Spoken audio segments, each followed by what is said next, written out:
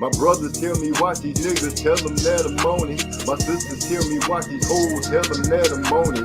They say the game is up for grabs, tell them that we own it. Matter of fact, we got some problems, guaranteed they don't want it. Standing in my kitchen, cooking cakes and dropping pies. Keep your voice down, my case is starting to rise. I hear these niggas talking what it is and they don't stop. So I'm gonna act like girl is truth and I'm about to spin the block. I put my trust thinking the death is about to get me. If this is death, then y'all got a problem, I'm fucking with you. And I ain't trying to hear what the competition gon' stay, but it's time for me to be considered as judgment day.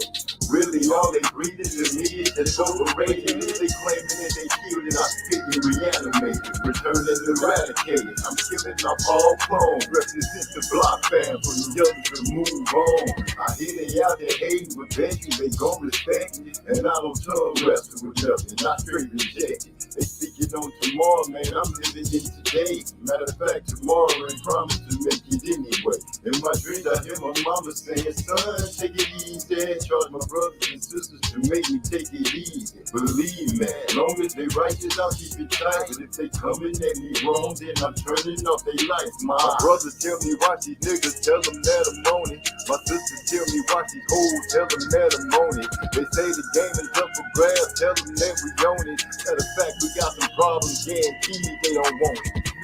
No, they don't want that. We old school G's don't condone that. If you see something, we can run up on it. And you know we ain't just talking, we done shown it. Baloney, cheese, it's all gon' get ate.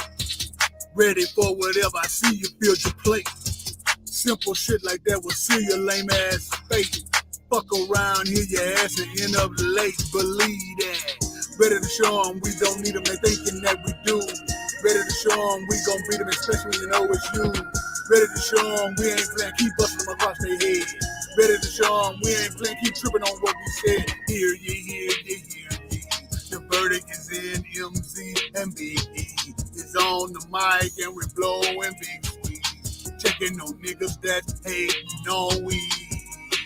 Hear ye. The verdict is in, MZ and Big E is on the map and we blowing big squeeze. Checking on niggas that's hating on we.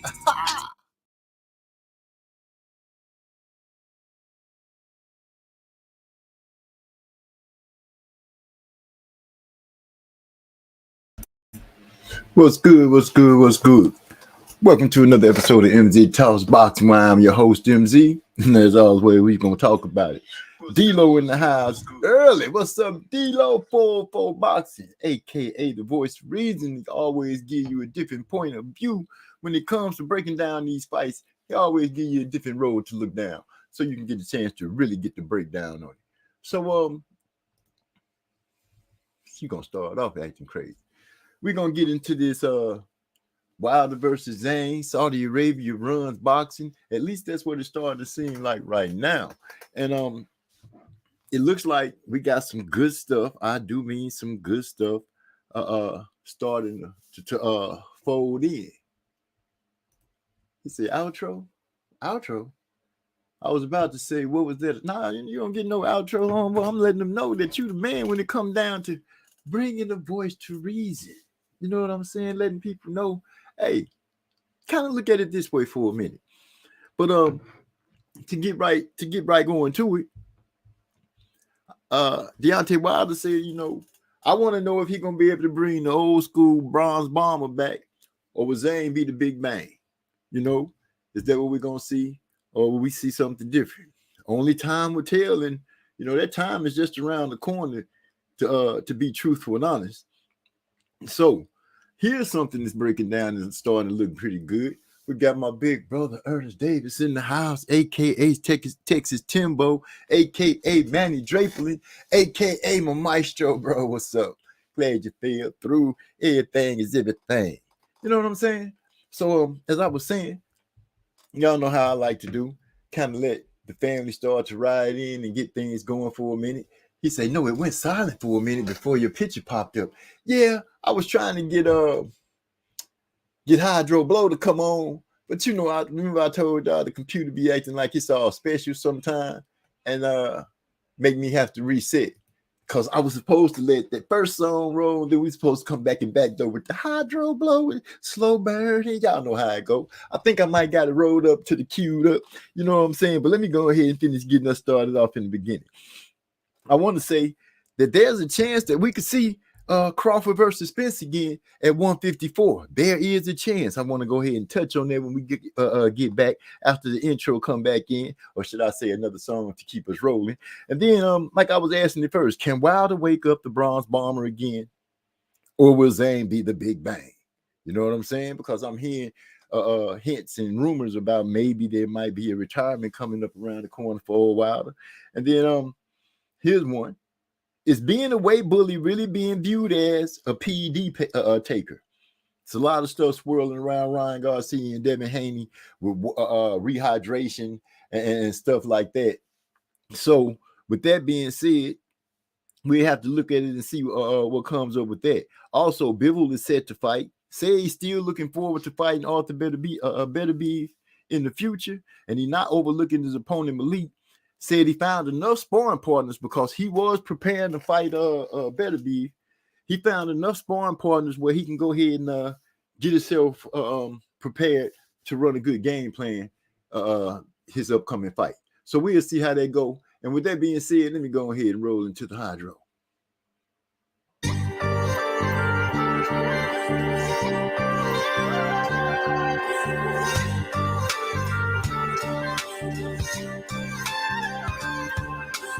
Shorty looking mad fly, had me captivated when she walked by. I'm serious, she had me feeling this tingle, son. Stimulated conversation after mingling. Honey was jingling and stretched jeans looking clean. Appearance would enhance any scene. Nah, I mean, feel me, really. I know it sounds silly, but looking at her was like puffing on a fat fillet. Relaxing, she had this natural attraction. She started laughing when she saw my reaction. Oh my. Passed the name and number to the cell. Asked for mine, I said it's Otis, last name is Bell. Also known as the O, the B, the 3, the A, the S, the T. It's me, obese, and you get high. Then I'm your guy. If I got the high, you got the draw, you can make this track go. If I got the high, you got the draw, you can make this track go. If I got the high, you got control, you can make this track go. If I got the high, you got control, you can make this track go. Slow burn. Say what you want, just be blunt, I can stand the pain. Take a ride on the great airlines, I promise you be glad you can. The fire in your eyes make wetness between your thighs. You say you never blow, I eliminate your disguise. Underneath your green exterior, I gaze. Exploration of your brain leaves me in a purple haze. I see consent as my morals continue living. I just like to engage in a little oral tradition. So pardon my unorthodox approach to blazing luscious. That's just the way I roll. Lick the split before I stuff it. You like it hot, I got enough smoke to choke the average stroke. But tonight I'm trying to go a little deeper. Loving the feel of your lips, taking drags off this gas, just puff and never pass. I'm your high value reaper. I got the high, you got the draw, you can make this track go. If I got the high, you got the draw, you can make this track go. If I got the high, you got the draw, you can make this track go. If I got the high, you got the draw, you can make this track go.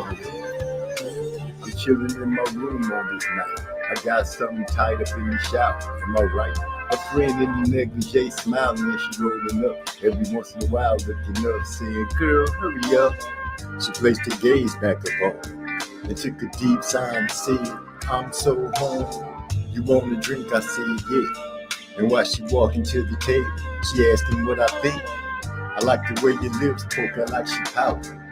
And that ass got my little man shouting.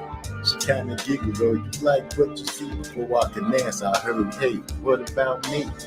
I turned around, she got a pose with no clothes, with a leg up on the chair, with her bangs exposed. She said, don't speak, just lay back on the bed. Said something about double E. Yeah, you heard what she said. If I got the high, you got the control. We can't just track go. If I got the high, you got control. You can make this track go. If I got the high, you got control. You can make this track go. If I got the high, you got control. We can make this track go. Man, y'all know how it going, how it always sound when we come through here and get the sounds going down and getting our jam on. Well, anyway, we're gonna go ahead and kick back, get ourselves situated, properly and true. And like I said, Terence Crawford seems to have put himself, if you really look at it in this way, in a situation where Fundora is, can you say we could still get a chance to see the Crawford Fundora fight? That's if Crawford gets past Madrimov. But we also have a chance to see Crawford versus Spence, saying that Spence can get past Fundora. Crawford has, from what I'm understanding, gotten himself put at the situation where he is the mandatory fight for the winner of those two, which can give some Spence fans, his hardcore fans, it can give them a chance to, dare I say, a chance for him to get some redemption or get proved that Terence Crawford really is the best fighter pound for pound in the world. That being said, I would like your input or output, whichever way you want to call it, on what you think could happen, possibly with that nice scrummage, because you got some good names that these guys are getting ready to fight. It's not going to be an easy task or easy walk for Crawford or Spence. And I'm sure a lot of people want to get their eyes on Spence for the simple reason he's coming back after such a fantastic butt whooping that he received, but he kept getting up. He did keep getting up and he kept going. Terence Crawford gave him the props on that and said how that he was a warrior and everything like that. You can't take that away from a man that's handing out an ass whooping in such fashion. I see Eric Arden fell into the building. What's up, Eric R? My brother, glad to see you rolled in. We're going to keep things going. We're going to keep things going. Anyway, with that being said, you have a chance for Crawford to scoop up a few more belts, because he's fighting. He protecting his belt. Spence's Fundora will be defending his belts. So it's a possibility that we can see that. I'm gonna just throw that out there into the universe, and maybe the universe will bring it back with good tidings and let something of that magnitude even kick off. I would be, I would be looking forward to it myself. I really would. Don't know. We only got a few of us in there. Let me go in here and hit this little bud. Eric, I did get that. I did get that little email that you sent me or text message that you sent me. I checked that out. I appreciate it, my brother. Dilo 404 says, let me put it up on the screen.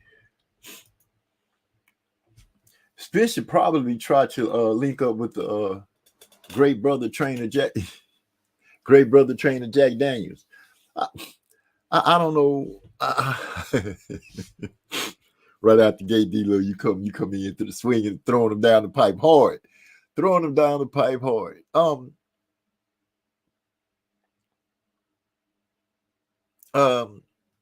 What can I say? Maybe Jack Daniels can get him something. Damn, you threw me all the way off with that one, bro. Eric R comes in. He says, man, the longer I meditate on this damn fight, the more ways I can see it ending. I might just flip a coin on Wilder Zhang. Wow. I feel you on that, Eric R. I see where you can be going with that. My thing with this fight, Zhang has pretty much been the same guy last couple of fights I've seen him. He gonna come. He got his 1-2. He still keeps his head on the line, but he fight. Basically as a big man at that size and weight.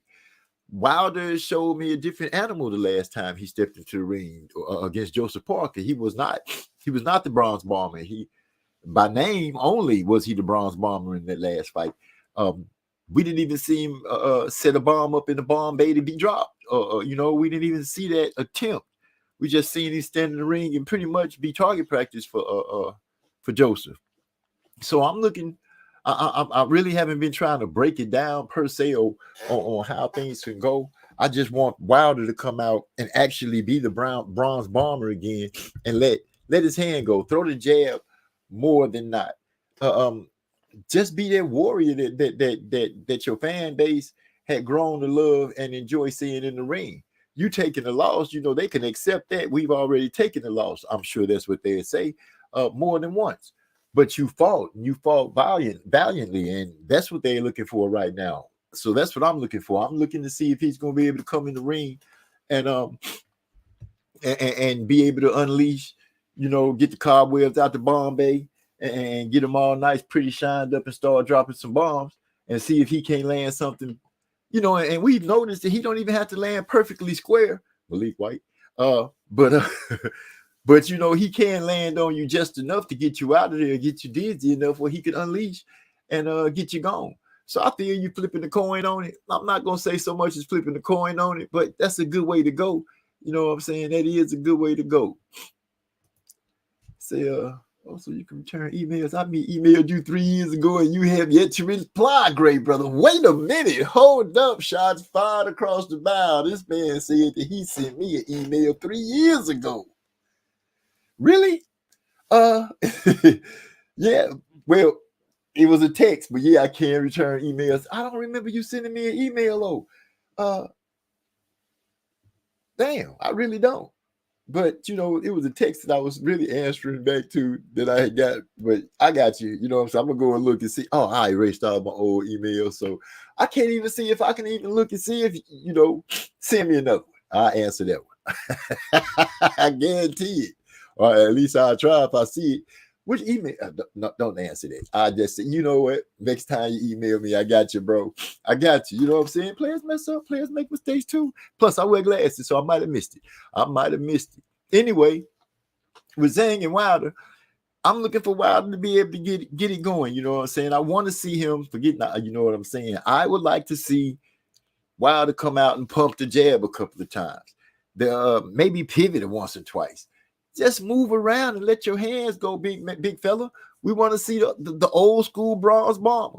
Get Zane dizzy and then unleash the power of the windmills, as so many people like to say. For me, it's just you start dropping a whole bunch of haymakers and they just happen to catch a person and get them out of there. Will we be able to? Will we get the chance to see that from Deontay Wilder, or we be seeing another subdued version of Deontay Wilder like we saw against Joseph Parker?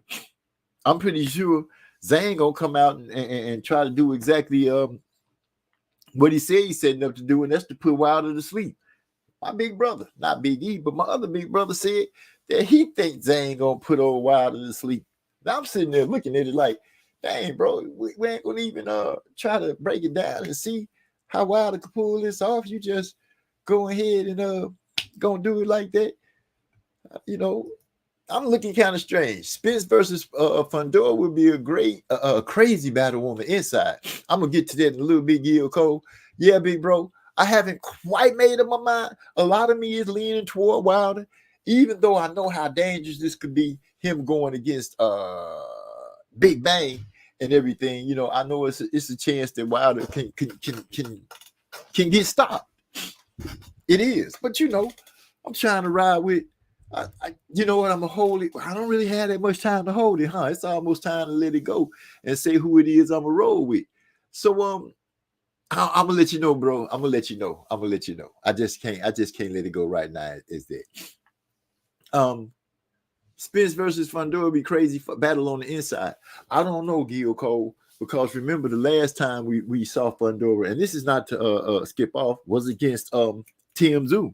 And what Fundora was really trying to do was keep Tim at the end of that long reach of his. He really didn't do a lot of inside fighting. Pretty much next to no inside fighting came from him. He was more boxing and trying to keep the distance and the space between them. Tim Zoo just happened to be athletic enough and adept enough to be able to get around it and catch Fundora a couple of times. And he probably, like people said, the fight probably would have looked a lot different if he didn't get the elbow, which caused that ugly cut on the top of his forehead where he was just bleeding profusely.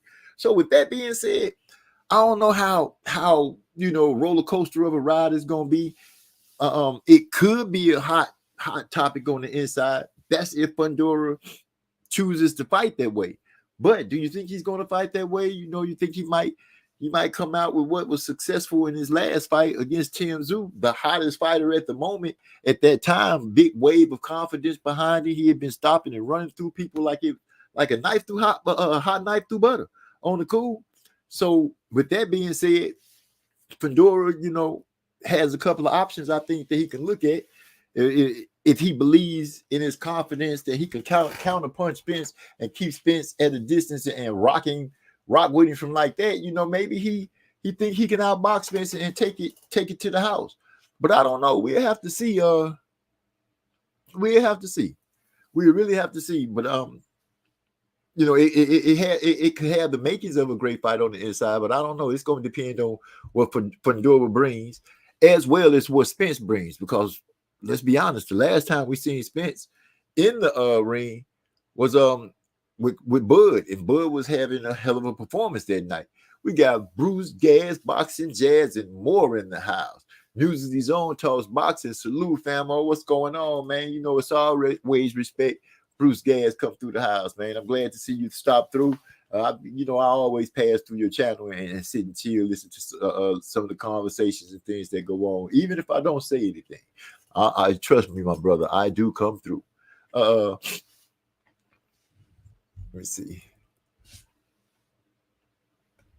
Zhang got a head and a half on him. It shouldn't be hard to hit him, but I'm sure it shouldn't be hard to hit him, but I'm sure it will be hard to hit if it makes sense. Well, Zhang is the more adept boxer, dare I say, because we know Wilder is fighting when it comes to boxing at a deficit. Zhang does not move his head off the line that much, but then when you're only trying to get away from a certain punch, how much movement do you really need that's going to be required? Subtle movements here, a subtle movement laterally left to right, that can be enough to get Wilder off, especially if, like I said, he comes in and pretty much mimics the performance that we saw against Joseph Parker. That's a combination that can get Wilder out of there. You know what I'm saying? You get me? Wilder can get knocked out because Wilder doesn't really use a lot of head movement, really next to none. Maybe when the fight first started off and he feeling fresh, he feeling good and that energy running through him and the crowd is screaming. They wait for something to happen. You might see him do a little shuffle left us. The energy is going high then. But once the fight kicks in and start going, it seems like he's mainly concentrating on where I can get this punch in to get this dude out of here. And I don't think that's going to serve him well against Parker, Zhang, or anybody else that he fights. I think he's going to have to go back to what he used to be. And that's just, man, throw that hand. Throw the 1-2. You do the little skip to the little move. Y'all know the one I'm talking about, the skip hopping. Bam, lights out. That's what we need. That's the Wilder we need to see. We need to see that Wilder. We don't need to see the Wilder that getting behind a high guard and slowly moving, lumbering left and lumbering right and not sending any punches in return and letting yourself get rocked against a much smaller Joseph Parker, if you ask me, as far as height and length go. But like we've said, I've said, I won't say we said, I've said, I'm looking for Wilder to either step his game up or get ready to step away. There's no shame in stepping away. You've done leaps and bounds over, I'm sure, anything that anybody thought you would do. I can't say that I can honestly say people sat around and said, you know what? Well, Emmanuel Stewart, he's the only one that I can honestly say came out with some footage that said it. But other than that, wasn't people running around talking about, man, Wilder's he gonna be way better than the sparring partner. He gonna be a champ for 5 years. I'm sure nobody thought that. He get to rest his hat on the fact that he defended the WBC belt, I believe, as many times as Muhammad Ali, the great, the GOAT. You know what I'm saying? Ali, Boombaye, Ali, Boombaye. Y'all know who I'm talking about, man. Come on. The man has exceeded anything you can get. He got money now. His children to pay for. His family, it should be covered. I say he should be able to walk away. He got that big slice of American pie. And it is what it is. Hell, somebody might even look at it sometime down the line and say, you know what, we could make a movie about old Wilder. Who knows? Alabama gave him a statue. I'm just saying. He was the cherry picks bomber last fight. Well, I don't know, man. We just have to see. I'm gonna give old Wilder, I'm gonna give him the benefit of the doubt and say that I ayahuasca didn't get him like people think it is. Maybe he gonna surprise us all. And I'm saying that with hopes of grandeur. I'm hoping that he do something big. This is his chance. You know what I'm saying? Once again, he is pretty much primed to be up on a big stage. You got Turki Alashik shooting money left and right to make big fights. I'm still tripping that Canelo, man, that's a big price tag if it's true that this man is turning down. They're saying $200 million. $200 million to fight Crawford. T-Bud from Nebraska? Yes, him. Forgive me for saying this is the one time I would be like, damn, Canelo. It's been a lot of times I'm like, damn, Canelo. But really, if it's true that he's saying I ain't gonna fight him even for $200 million, and that's what you said you asked for, whew. What is that? Are you scared of Terence Crawford? Canelo, are you scared of T-Bud, the dude from Nebraska? Yeah, him. That guy. I'm just saying because it's mind-boggling to me.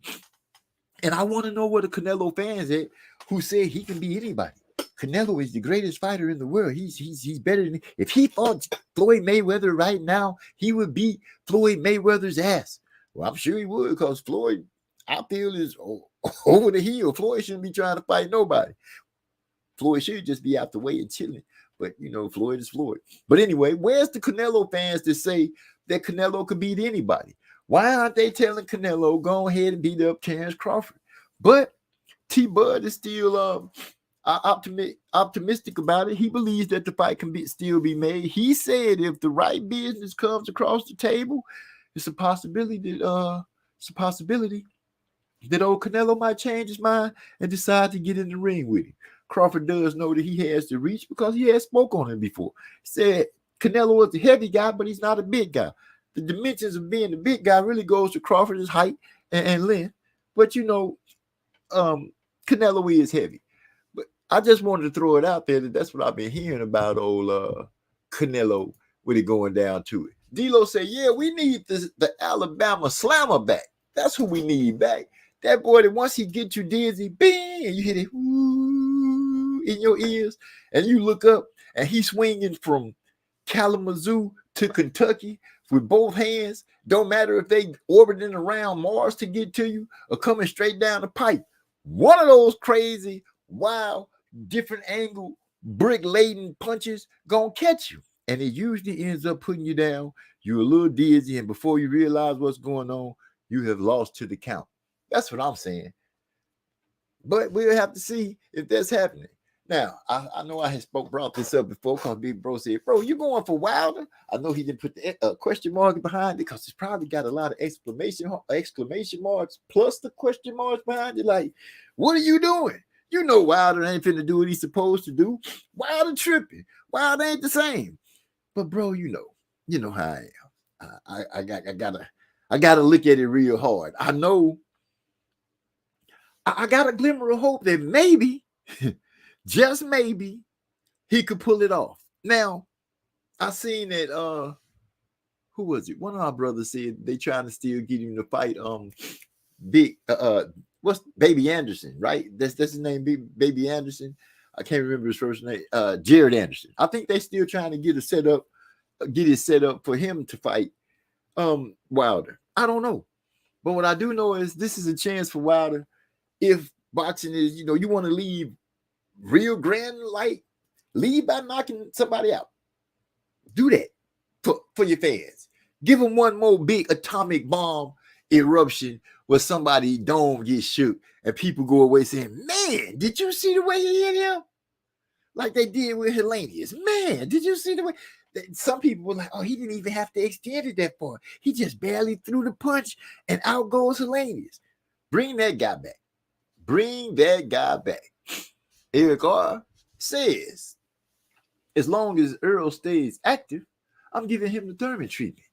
No benefit of doubt for me. I'm still man down, but it's facts over feelings at the end of the day. As long as he stay active, don't be drinking. You know what I'm saying? Get up off the mud. Pay his bills. Go on, pay your bills, dog. Go on, pay your bills. Karma, motherfucker. Karma is a bitch. You mess around, karma is like chasing you down the street right now. Pay that man if you owe that man. We heard you say that you cheated that man, so you should go ahead and pay that man. That's all I'm saying. It looked like the universe is setting it up where you can get a chance to get your rematch, because so many people said that you were scared and you didn't want the rematch. But look what's coming around the corner right now. Leonard Ellerby, he pretty much let the boxing world know if it comes down to Errol Spence and Terence Crawford getting a fight with Fundora, 9 times out of 10 is going to be Errol Spence. Why is that, Ellerby? Because he's family. Earl's family. That's inside the PBC stable.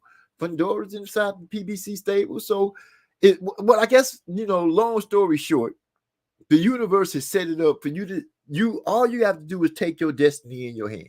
Go in there and beat Fundora, and the road leads to your rematch with Terence Crawford. The same Terence Crawford that they said you would be scared to get back in the ring with. The same Terence Crawford they said that you went and got cataract surgery, so you wouldn't even have to fight the rematch. That Terence Crawford. That same Terence Crawford. That's right. This is your chance. You at 154. That's the size that you said you needed to be in order to beat him. I'm just making the case for you. So when people look at this and say, you know what, Errol Spence, you did get a chance to come back and redeem yourself. What I need you to do, Earl, the Truth Spence Jr., but you got to be the truth by paying Derrick James. Because if you don't pay Derrick James, you still quite ain't the truth. You get what I'm saying? You're quite not the truth, because you holding that man money and you told us that you owed him. But I ain't gonna keep harping on that. I'm gonna go ahead and say Terence Crawford and Errol Spence Jr. 2 could be right around the corner if everything falls and aligns just right. If every fight goes as needed, and when I say every fight, I mean the one between Crawford and Malamar. Y'all know who I'm talking about. And Errol and Sebastian Fundora. If Crawford passes Magdramov, and I believe he will, and I can't really say that I believe 100% without a shadow of a doubt that Earl will get past Fundora, even though I give him a good percentage. I can't give him beyond the shadow of the doubt, because I need to see what he's coming back as. I need to see if he's going to still come back and be ready, be tough, be hard, that kind of guy. Don't know who his new trainer is. Who's working with Earl? Can somebody tell me that? Who's getting this man prepared and ready to go in there against, dare I say, the tallest fighter he's been in the ring with? Somebody who just watched you get dismantled in front of the world. One of your compadres that seen what Terence Crawford was able to do and how he was able to do it. Not saying that Sebastian is going to be able to pull off anything that Crawford did, but for instance, he knows that he can keep Earl at the end of the stick. He knows that from what he saw in Earl's last performance, Earl will and has been susceptible to leaning and falling off balance, trying to get punches in, trying to reach the body. These things can play against Earl, against Sebastian. Not saying that Sebastian got cat-like reflexes where he can combat that, but I'm not saying that the dude is just sleep over there on the other side of the ring either. We seen he was well enough adapted to be able to keep Tim Tszyu away from him. Yes, I know Tim Tszyu had the big cut on his head and blood pouring in his eyes played a big part in that, but it is what it is. He was able to work with that situation to make it lean toward him where he was able to get the win. I'm just saying that Earl has not just a difficult walk through the park, but he's got a difficult walk through the park with a lot of sand dunes and hills in it. That's all I'm saying. And hopefully he'll be able to navigate that and come out on top where people can start saying, you know what? Crawford and Spence is on the horizon again. That's all I'm saying. Nothing more than that. It looks like we got Rod X in the house. I'm sorry, man. I didn't mean to get to you so late because I had started ranting a little bit. But what's going on with you? Glad to see you fall through, Rod X, as always. It's nothing but family in here. Anyway, That's all we do is just roll with the punches and keep things going. Big Bro say, I can't go for him. I'm sorry. He could be fighting Ryan Garcia. I'm going with Ryan. If he passed the drug test, whoo, y'all, let me go ahead and put that up, Big Bro, because there's a lot being said right there. First of all, let me go ahead and run through it again, just in case I didn't do it justice. I can't go for him. I'm sorry. And when he says him, he means Deontay, the Bronze Bomber, Wilder, Bomb Squad. Y'all know that dude. He said, I'm sorry. He said he could be fighting Ryan Garcia. Y'all, do y'all get the magnitude of that statement? He could be fighting Ryan Garcia. I'm going with Ryan if he passes the drug test. So I said right there, let's go ahead and unpack all of that. And who, bro, you wrong with that one, man. I feel you saying you can't go with him, you're sorry. But you saying, wow, that Ryan would beat the Bronze Bomber? Do not let Ryan Garcia hear me say that, y'all, because y'all know he'd take it and run with it, with all the stuff he takes and runs with. But it is what it is. I'm just saying, bro, that's pretty harsh right there. That's like, whoo. So you know what? I think Big Bro just messing with me. I'm going to go ahead and keep it rolling, keep it rolling, keep it rolling. But, man, I should have asked about those pictures. Anyway. Let me see the list of. So we got Errol and Fundora. You got Magic Marv and Terence Crawford. I'm giving Terence Crawford the edge over old Magic Marv because I think Crawford is the better fighter.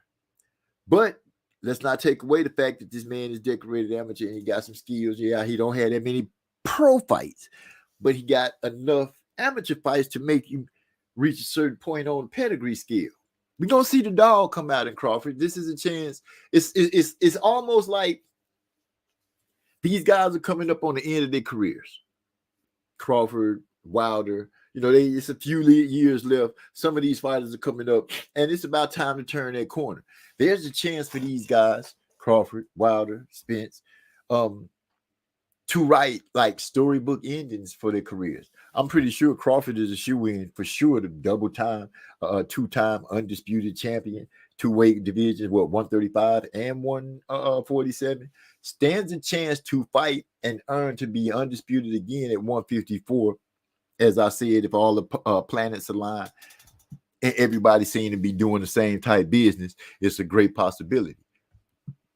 Errol Spence can get a chance to right his ship and make things look a little bit different. Not much different because the butt whooping was so convincing, but he can, I guess, push Crawford to dare I say a trilogy if he comes back. If he looks good against Fundora, let's not put the horse behind the buggy. Let's make sure that they stay in the right alignment. The horse first. First Spence needs to get past Fundora. If he can get past the towering Inferno, then he stands a chance to battle Bud, right his ship, and dare I say, push for a trilogy. If, and that's a big if, because this fight that he's getting ready to have against Fundora is also going to be a big marker for him. It's going to tell us, in my opinion, if we want to see, for some people, it's going to say, do I want to see Errol Spence fight again? Do I really want to see that? For some people, it might satisfy the hunger. It might answer the question. Yes, he's back. Yes, he looks good. Yes, he looks like he's hungry and ready for business. But only time is going to tell. I'm also hearing that he got back with Blu-ray. Don't really know how much that's going to make a difference because we don't know who he's training with and what he's learning and what he's working on. All I can say is, I'm wrong. We do know who he's working with and what he's working on. I think he's joined Jamel Charlo. From what I understand, he's joined a Jamel Charlo camp. I just can't remember the name of the coach that these people name. But, y'all put it in the chat. I feel so far behind. Napoleon Armstrong is in the house. He also saying, what's up, fellas? Glad to see you come through. Things is going through quite well. And everything looking pretty good. Gil Cole said, translation, their head won't be hard to hit. but that's a good size head and on that fella. Talking about Zane got a nice size marble sitting up there on top of it. Unless he catch Wilder like Fury did, and Wilder end up hitting him on top of his head, and he don't wear those Pro Lock gloves. He ended up wearing the ones that got the cushion in them, and he actually let his hands go. He may be able to knock old Zany out. I'm not taking that away from him, but at the same time that he stands the chance to be able to knock old Zany out, he has to be prepared to try to not get knocked out. Let's be honest, we have seen Wilder get hit with some punches. I'm not saying they were the fastest punches in the world. I'm not saying that they were slowest punches in the world.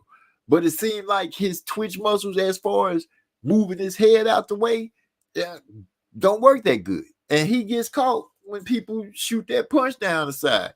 Yes, he got a good set of whiskers, at least up until this point. We've seen him have a good set of whiskers where he survived when he got himself rang.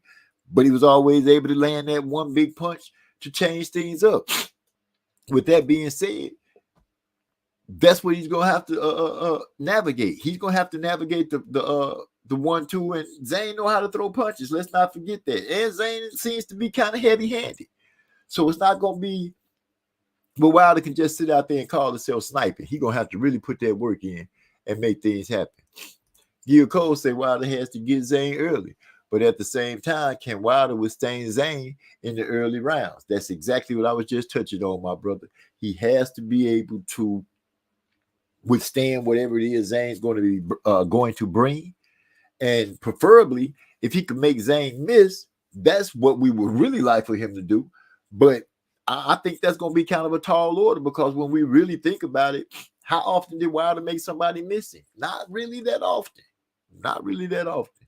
So it's not like we're finna see a fight where it's two heavyweights with great defense or good defense, and as the fight goes on and you see it morphing into something else, kind of like the last fight we saw with Fury and Usyk, Team Usyk. I just had to throw that out there because that's what I saw in that fight. I saw some metamorphosis and some changing of the fight and some change in the game plan and some adaptation.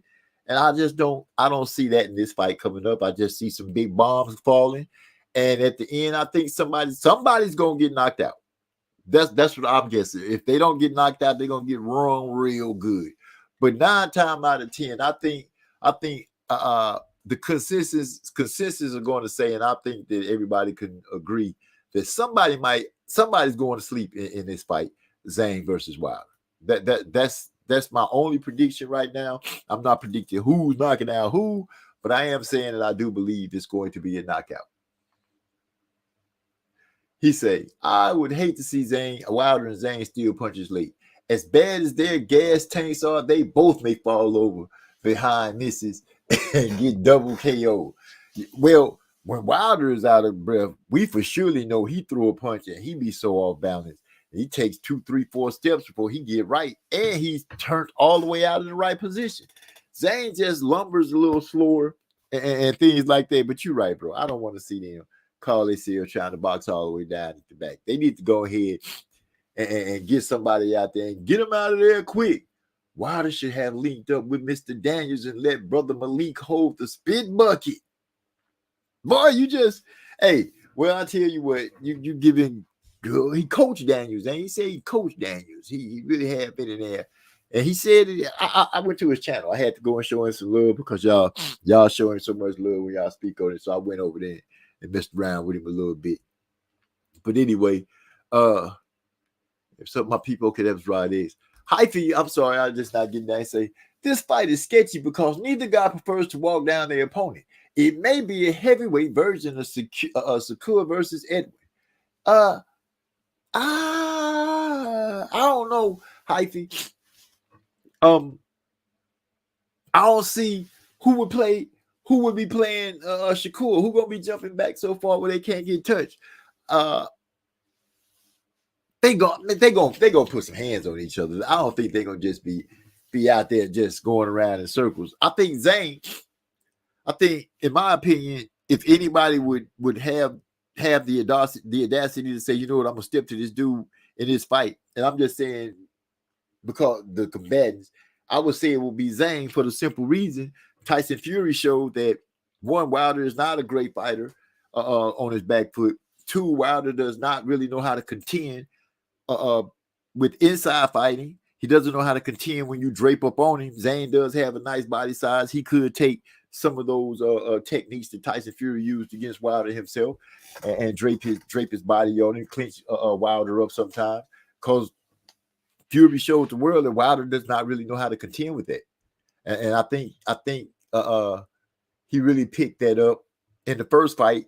Toward the end of the fight, when he started wrapping Wilder up, I think he realized then Wilder doesn't know how to really make a person let him go. So there are some things that Zhang could pull out that I think he can rely upon that comes from the Fury Wilder fight, because let's be honest, we got a chance to see 3 fights with those guys. You actually got a chance to see Fury implement 3 different fighting tactics in each fight. We pretty much seen Wilder use the same fighting tactic. He did attempt to jab more and go to the body in the second round, but that was only like in the second fight, but that was only like in the first, second round. And he abandoned it so soon. You know, like people were saying, once the fight gets started and things like that, you know, human nature, muscle memory, everything like that is going to kick in, and Wilder's going to resort to what he was. And he did, but Fury implemented to come forward, come forward like a tank and just start bullying Wilder. Zhang could pull the same trick out. I'm just saying. Eric Larson, I feel like that trilogy took a lot out of Wilder and Fury. I think it took a lot out of both of them. I can't say Fury getting connected in every fight. In every fight, he got connected with something serious that sparked him. It didn't knock him totally out. I'll say he did get knocked out in the first fight. Referee gave him every chance in the book to get up. No need to cry with spilled milk. We all saw it. We know what it is. The second fight, we saw him get that punch that hit him, and you seen the wave just go through his body. You know, Wilder taking the massive punishment throughout the fight. Well placed uppercuts with your head held. Great straights and hooks to the right side of the dome, regardless of where you, to the left side of the dome, regardless of where you think it was placed toward the back or to the, you know, whatever. He took some punishment. And let's be honest, people cheered and was like, he went out on the shield when he got knocked out. You didn't hear nobody saying anything other than great fight. That's when he gained fans, when he got his ass whooped. Now we're trying to look and see him come back, and you know how thick with the fans are. Oh, Wilder's done. He's through. Well, if he's through, don't keep coming back, because I don't want to see him keep just coming out there to lose. I want to, if you can't knock him out, then go ahead and call it done, pimping. Because boxing, being a boxer, you weren't a slugger. Yes, you were a slugger. You are that. I'll give you that. But a boxer now, we can't see. I don't see a Deontay Wilder boxing era. Just a slugfest. Just a slug. That's it. The sniper, if you want to put it like that. Eric also, I think Wilder trying to say the best he got left for Joshua. Well, if he's trying to do that, Eric, it's my opinion, as humble as it is, this is the time to show it. The last fight that he had was a great opportunity to show that he still had it in his tank. The people that's forking over the money for us to watch the fights are the ones who have him right there set up now. I know people still shocked and looking at it like, dang, he really over there with Matchroom and Eddie Hoynes. But it is what it is. Money talking, bull crappeth, walks. And Turki Alashik, him and his people is putting money up for these good fights, big fights to help spark your name as you're going out the door, or help spark your name even more as you're going up the ladder. I'm looking forward. I should have kept the AC up. Yeah. Y'all let me know if that fan too loud. I'll turn it back off. But I gotta have some air here. I could barely breathe. What was I? So this is a chance for him to show it. He should have showed it in the last fight, because I don't think they're gonna keep saying bring him back, bring him back, bring him back. He got to give us something this fight. Wilder, you got to give us Bomb Squad this fight. Simple and plain. Don't let Zhang bang. I'm just saying. He said, but Joshua got his confidence back. That's scary. Well, it is what it is. Wilder better get his confidence back if his confidence is missing. I'm pretty sure he'll tell us that his confidence ain't missing. But from what we saw in the last fight, it does seem to be a little timid. Maybe it just ain't caught up with him yet. But hopefully it'll catch up with him pretty soon, and we'll start seeing that work. I think Errol might be working with Jamel's trainer, Guzman. I don't know if they said it was Guzman, but I do know they said that he is working with Jamel. And things like that. Virgil Hunter had some things to say about karma and things like that. Following over Errol, we'll see what goes on. Errol, pay your bill, man. Get that crap out the way. Hyphy say, Eric R, if he got his confidence back, AJ that is, tell him to fight Usyk. Joseph Brown, a.k.a. Judge Joe Brown, the honorable one. I call him JB. What's up, Big Pimpy? What's going on? Glad to see you in here and everything is going quite well. See, I would love to see that fight. Right with you, Hyphy. We would have to fight Wilder first, and I think he'd be ready for Usyk. He fought Usyk twice already. If his confidence is up, you take the chance of him getting in the ring with Wilder, which let's just say, for all argument's sake, Wilder all of a sudden wakes all the way up. You know what I'm saying? He wakes. He. This is the fight I've been waiting for. He's just energetically and ready, and he go out there and clip old AJ and ruin him for a chance to go back and get it from Usyk. Usyk, you know, I think that I lost to Usyk twice. He got the belts. This my chance to shine. I would say Wilder. I mean, I would say AJ. You didn't have no time. You didn't have no problem with putting Wilder on the back burner all this time. What's one more time? Take your chance and go get your belt. Go attempt to get your belts back from Usyk, and you could possibly end up finally shutting the world up because you can get them back and then face Wilder and shut him up. But I believe that even if he don't beat Usyk, if it comes down to it for him to be able to fight Usyk, I still think people would still try to see, they would still pay to see him and AJ just to see what would happen with the American bronze bomber who has been battered by Fury, be able to still go up against whatever you would call AJ coming from the UK, you know, they crown prince or whatever you want him to be. Will AJ still be able to come over and shame Wilder? I don't know. It all depends on I believe what Wilder is getting ready to do against Big Bang. He gonna have to do something against Big Bang. He ain't gonna be able to just. He gonna have to fight. Simple as that. Simple as that. And the 5-on-5 is coming up. It's this week. It's this weekend, right, y'all? It's this weekend. We get to see all the fights start to unroll. I'm excited. I really am. So Eric R says Wilder is dangerous from mid to long range. I didn't miss anything. Nobody was saying anything like that. Oh, they talk about basketball and stuff. And Zhang is mid to close range. Wilder has a faster release as far as delivery mechanism as far as on that right hand. But the problem is, will he use it? That's the problem.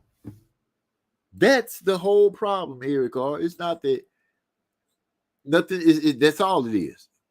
If he don't let his hands go, he gonna lose.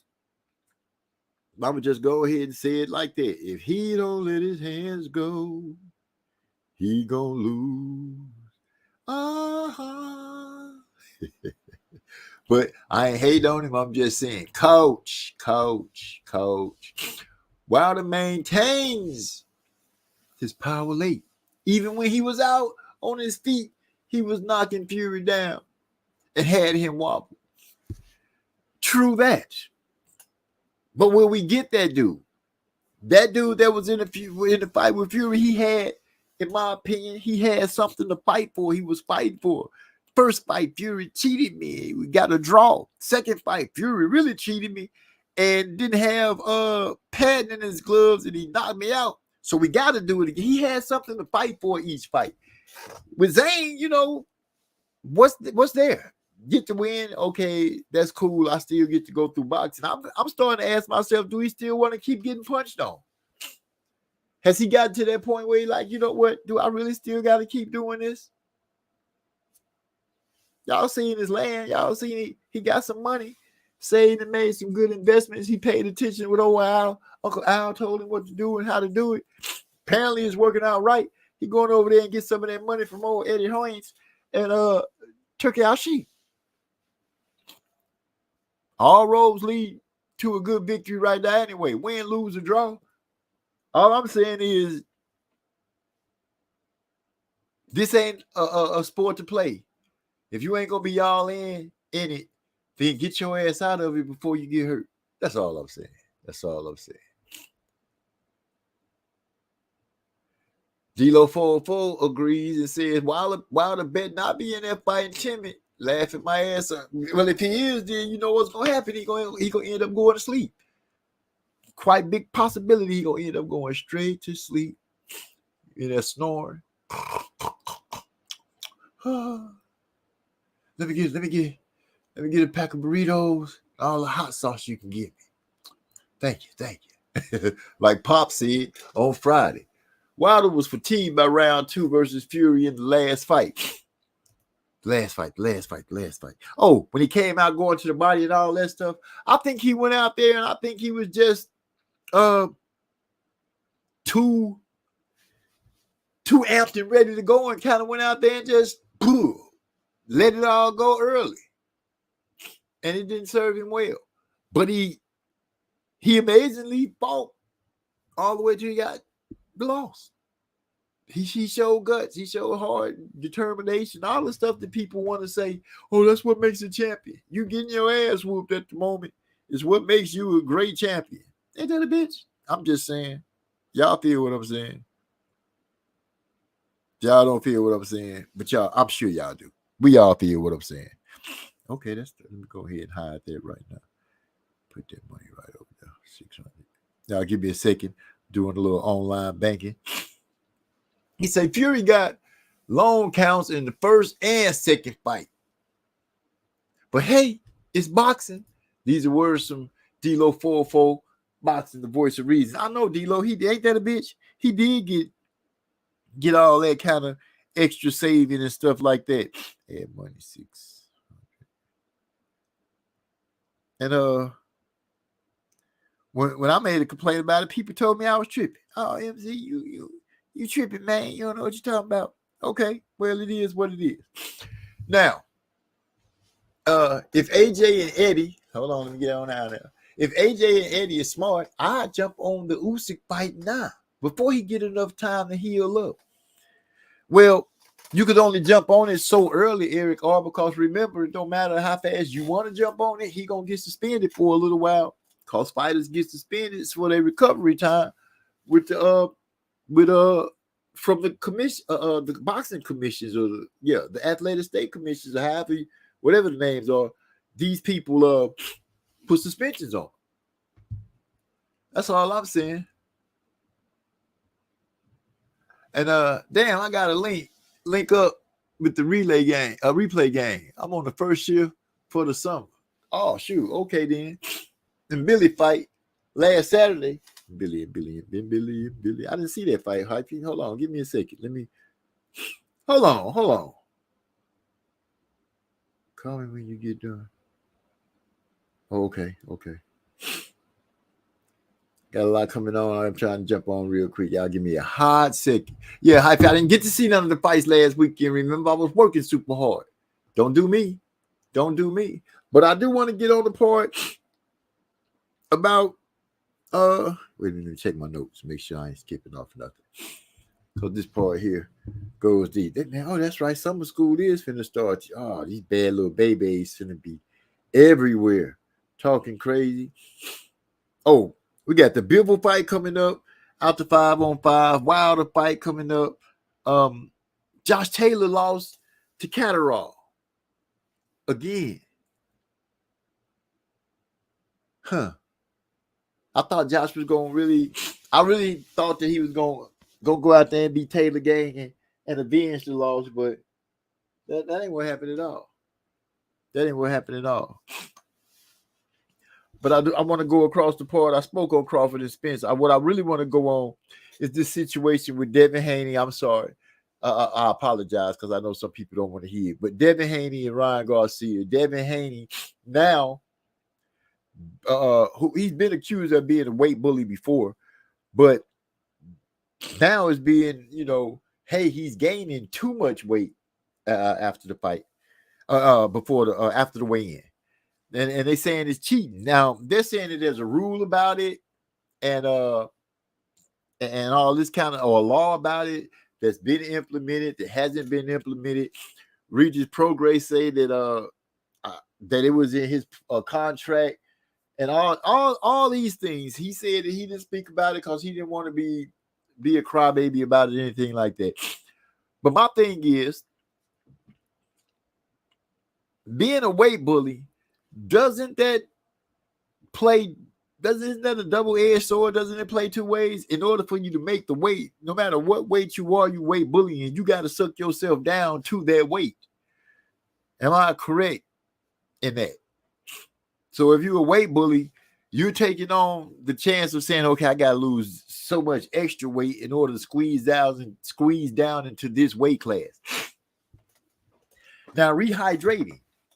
This is the part that, might be, maybe I'm not quite getting it understood. Now, I'm understanding they're not supposed to use IVs to help hydrate. Everything's supposed to be taken orally and things of that nature. That's how you're supposed to hydrate, re-energize, and stuff like that. You're supposed to eat, get your sustenance and stuff like that through regular consumption. Now, if you're a weight bully, you like I said, you got to lose extra weight more than the guy that you fight. How is being a weight bully some kind of way being viewed as the same thing as the person that pops dirty? That's that part I'm not getting the understanding on. One person is popping dirty because they're adding something to their body. The other person is just a big motherfucker fighting in a smaller weight class. I don't see the correlation of the two of why they should be looked at as the same. Somebody, if I'm wrong, point that out to me a little bit, please, because at this moment right now, I'm having a hard time understanding what it is. Now, I'm hearing people trying to point at the situation that how is Victor Conte calling somebody out, because Victor Conte is the dude that was known for cheating and helping people do their things.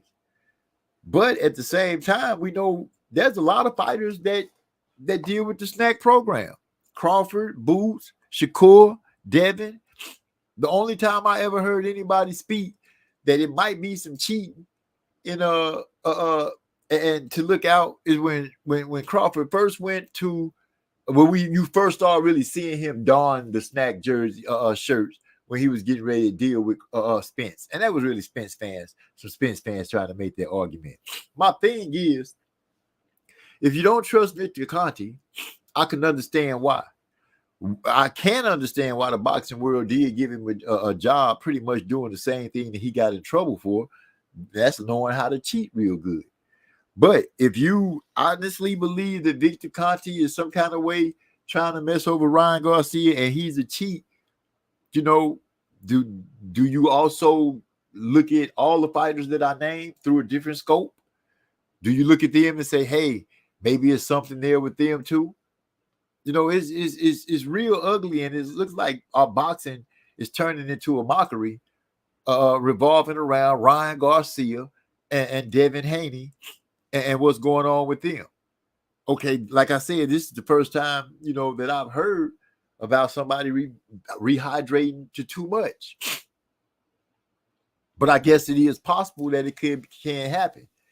Have that Herkovich or Fury stepping aside for AJ to get beat by Usyk again?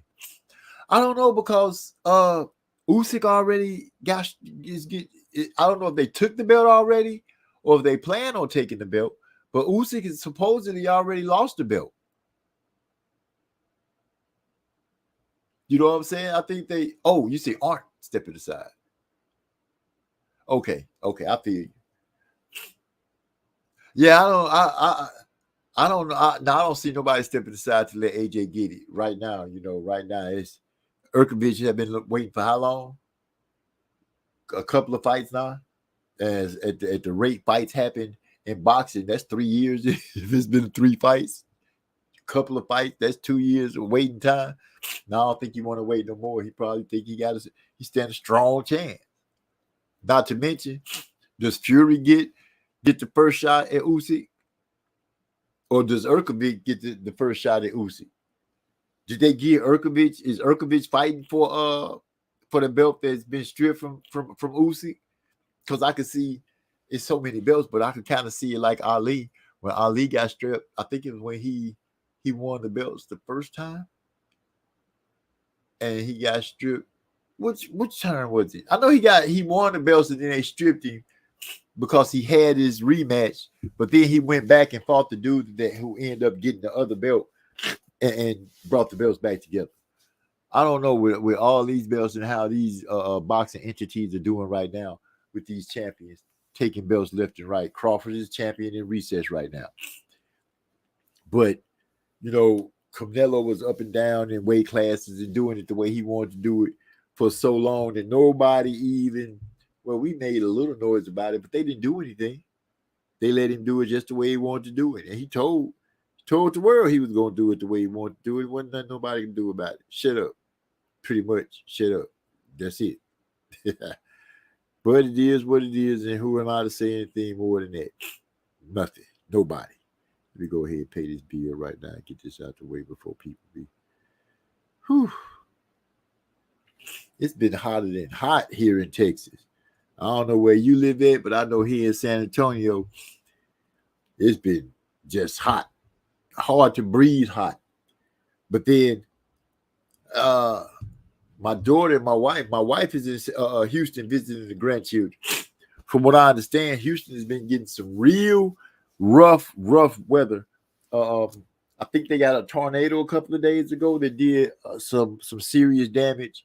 And my wife just told me she was caught in some kind of it wasn't a tornado, had to be a flash flood or something like that. But she was picking up my granddaughter, said it got pitch black outside, golf balls of hail started dropping out the sky. And she was scared. That's my baby, my poor baby. But everything is good and the family is all safe. But here in San Antonio, it is smoldering. I don't have a full night for you guys tonight because I got to get up early tomorrow. I'm going in at 4 because I got some paperwork I need to take care of, some things that got our boats unsafe. But forget all that. Let me go on and say, I think Wilder gonna be able to pull it off, big bro. I'm gonna go ahead and answer that to you right now. I'm gonna go and say I think Wilder gonna pull it off. He gonna be able to see in the missile and detonate on Big Bang, and everything will be great and smooth. And the Wilder people will be super crunk and they'll be making a lot of noise and they'll be hoping to see Wilder one more time. Now, if he get in there with that dude Anderson who was crying, if the dude that was crying show up, that could not mold so very well for him. But as far as him having boxing skills and stuff like that, he'll give Wilder a problem. My big brother said he'll beat the hell out of Wilder. I wouldn't say all that because I say Wilder got some strong fight in it. Remember I said that Terence Crawford and Errol Spence does have a chance. Well, Errol Spence has a chance to redeem himself. Crawford is pretty much poised at the doorstep to be undisputed again at 154 pounds. I don't know if you guys are really noticing that, but he's really poised again with the shots that are being laid out in front of him to be undisputed again. That would be 3 undisputeds for one guy in 3 different weight classes. Some people might not give some of the undisputeds any respect, but when the history books put it down in print and people read it years from now, they're going to say this dude had to be something ridiculous, something fantastic, some phenomenal kind of fighter, lightning in the bottle, that type thing. So just remember I said that I think they stand a chance, he and Errol Spence, to dance again as long as he gets past Madrimal and Errol Spence can do something with the Towering Inferno. I'm looking at Errol's fight a lot harder than I'm looking at Crawford's, because Crawford hasn't really shown any chinks in the armor to make me have any doubt. Right now, Errol is shrouded with doubt because people want to know how he's going to look coming back from the loss. Yeah, they're going to still tie the accident in and all that stuff. I don't give any credence to that because he's already been back and he's fought and did what he needed to do. But he is at the spot where this is a chance for people to get the chance to look at him and say, hey, he's still the goods, or it's time to move on. D'Lo 404 Boxing says Usyk has petitioned to try and keep the IBF through the rematch. You would think it would be fair, but I don't know, because somebody made some good sense. They was like, they got their money off the belts with what's his name, Jamel, and then as soon as he stepped into the ring, he wasn't the champ no more of a certain belt. Hopefully Usyk can get it. So hopefully he can get it and get the chance to hold it. So the rematch carries the same weight as the first fight. All the belts on the line. This is, all or nothing type thing. I would love to see the rematch actually be represented by all the belts. Not only would I love to see it, I think it would be a fair way to do it. But who am I? What can I say? Ever since Usyk, this is Hyphy coming in. He said, ever since Usyk won now AJ not interested in being undisputed. You make a good point there, Hyphy. But we have to see. It's a lot of moving parts going on right now. These fights that's getting ready to line up are going to kind of prove some things. It's going to kind of like line up the table of how things are going to go. But I don't know. You really think AJ don't want no more of Usyk, man? You think AJ got confidence, but just not against Usyk? That's what you're saying? He got his confidence back, but just not against Usyk.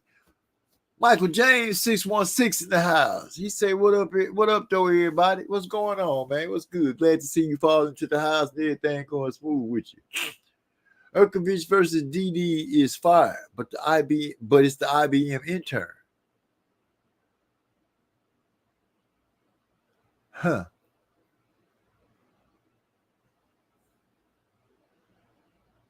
I'm trying. Who the hell is he?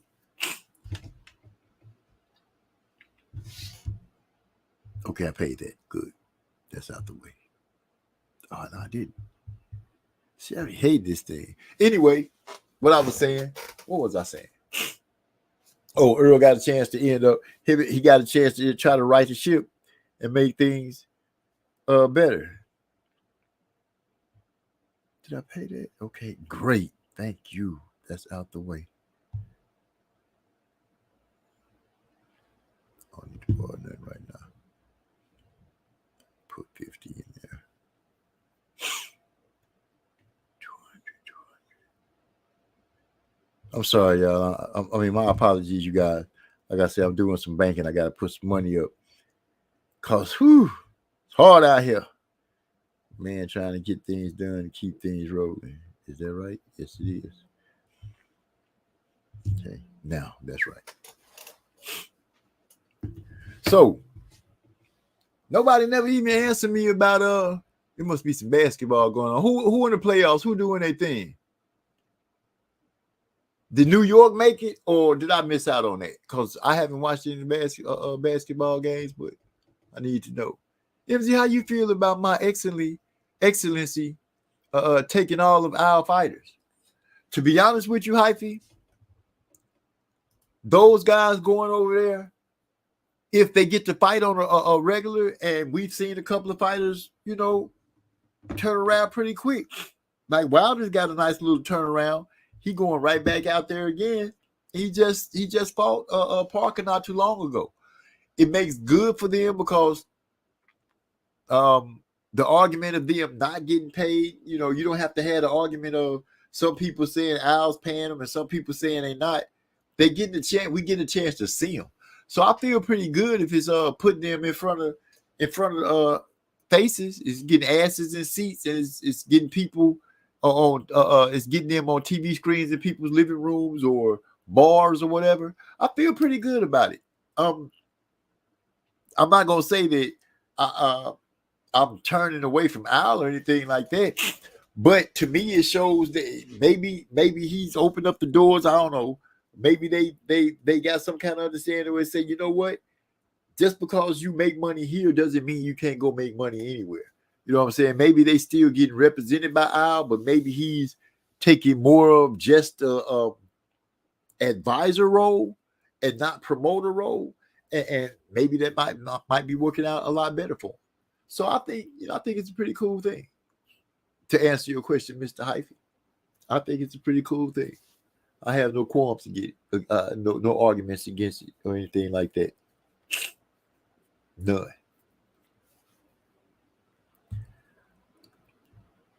Oh man, I should have had. If I had been thinking, I'd threw some pictures on there so y'all could see. My grandson looked like, I don't know, man. I'm just so happy. I can't wait to go see. I can't wait to. I should take off tomorrow and just jump in the car tonight. Let me ask my son or something. You know what? I'm gonna let y'all. Hey son.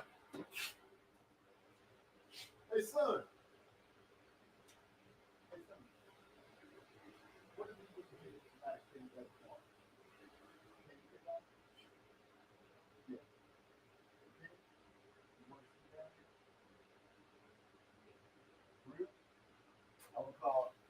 I'm gonna call. Okay, I'm gonna text. I'm gonna text B and let him know we're gonna sneak down there and see Grandboy and see your mom and stuff, and then we just come back tomorrow. All right? Oh, we ain't gonna be in no rush to come back. We're gonna come back regularly, and we'll just go to work. What's today? Today Tuesday. We'll be back Thursday. Yeah, cause we're gonna miss tomorrow. So you down for that? Huh? Oh, okay then. All right. We back into the house. Big bro, we finna try to pull a stunt. I done talked to my son. We finna try to hit the road and head to Houston. I'm finna let my boss know that I'm going to see my grandson, y'all. So with that being said, we finna get up out of here. I'm finna try to hit on this Trey X in the house right when we getting ready to roll up out of here. You know what I'm gonna hold it on for? Hold on. Hey son. Go ahead, keep doing chilling. Give me a little bit longer. So I'm gonna ride a little longer on here, and then we're gonna pull out. All right. So he got confidence versus certain fighters. Who we talking about? AJ? Is that who we bringing up? D-Lo? Well, let me hit my brother Trey X real quick. What's going on? Trey X in the house. Texas, walk him down. Y'all know what it is. That's my brother like no other. You know what I'm saying? A man to call a fight, call a shark from a whale. No, he said a frog from a whale. Get that shit right. Anyway, he'll say that he kind of retired. We'll let him be semi-retired right now. But what's going on, Trey? It's glad to see you in here. He said AJ owes Parker and Ruiz rematches, in my opinion. Yeah, because Parker out there, they were saying that he was kind of saving him, and Andy took the belts from him for the first time. But he got the belts back from Andy. So why would you say he should fight Ruiz again? Because Andy really pretty much messed his own chances up by going out there so fat that he couldn't even move around. You know what I'm saying? He couldn't even move around. So he really messed his own fight up when it comes down to it. Oh, Hyphy he said, hopefully, I'll hop on soon. Hopefully Trey can hold it down for us for a second. If you need to leave, let Trey cook, and I'll handle it for a second. I don't even see Trey on here. But yeah, I've talked to my son since he going. I can travel. I don't have to worry about the travel because I'm not by myself. Remember, they won't let me drive out of town by myself because I flipped the truck over. But my son gonna be going with me, so we'll be all right. And I'm not sleepy. I'm pretty energetic and wide, bushy tail, wide eyed, and he in there. He pretty bushy tail, wide eyed too. So I think we'll be all right. You know what I'm saying? If you got a few minutes, I keep it rolling until you can get in here. But I do need to go ahead and text my boss and let him know, say, you ain't gonna have me tomorrow. I'm heading to Houston. Let me go ahead and put that in here right now. I got gas money ready. Oh, they just sent me some pictures of the grandbaby too. Anyway, where was I? AJ and his confidence.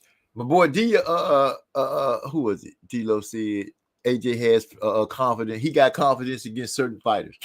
You don't think he got confidence if they say, you know what, AJ, we need you to fight Usyk one more time? Was you saying he don't have the confidence to go in there and fight Usyk? That's what you're saying? I don't know. That's a lot being said right now. You signed to PBC. You your own boss. Well, let's see. Wilder used to be signed to PBC. Is he still signed with PBC and he over there chilling with Eddie Hearn? Or did he have to leave PBC to do that?